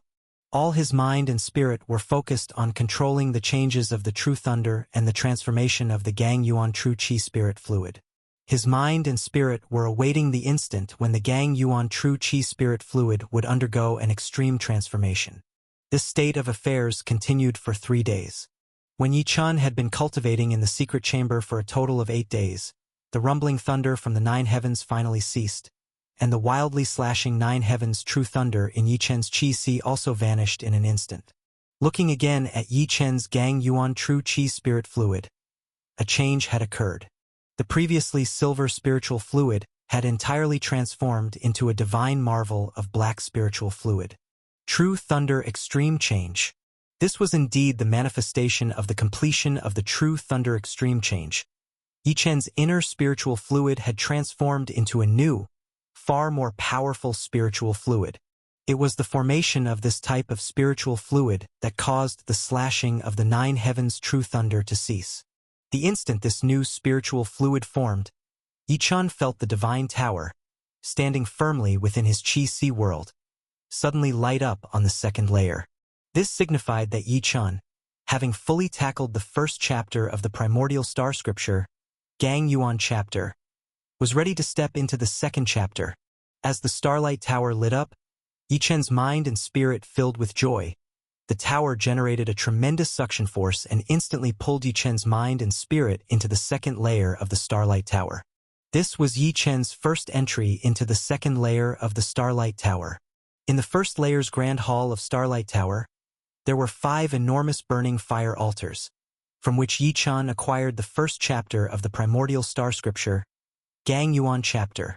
Gang Yuan chapter 5 layers of cultivation techniques, meridian refining art, Gang Yuan mantra, Gang Qi transformation, void instantaneous change, and true thunder extreme change, were hidden within those 5 enormous burning fire altars. However, once Yi Chen stepped into the second layer of the starlight tower, the sights were completely different from the first layer. In this second layer, there were no enormous burning fire altars. The whole grand hall was empty, with just 5 fist-sized colossal drops of blood suspended in the center of the hall. These 5 colossal drops of blood were different colors, representing 5 divine marvels: gold, cyan, blue, red, and brown. But on the surface of each drop of blood, endless divine light flowed. Looking inward, it was as if one could see divine beasts in them, roaring up to the heavens. Boom! Boom! Boom! Boom! Boom! No sooner had Yi Chen's gaze focused on these 5 luminescent drops of blood than he felt an endless light erupting from the colossal blood drops, shining upon his mind and spirit. In this endless illumination, countless spells simultaneously transmitted into Yi Chen's mind and spirit. The foremost of these countless spells were Primordial Star Scripture 2nd Chapter, Primordial Chapter,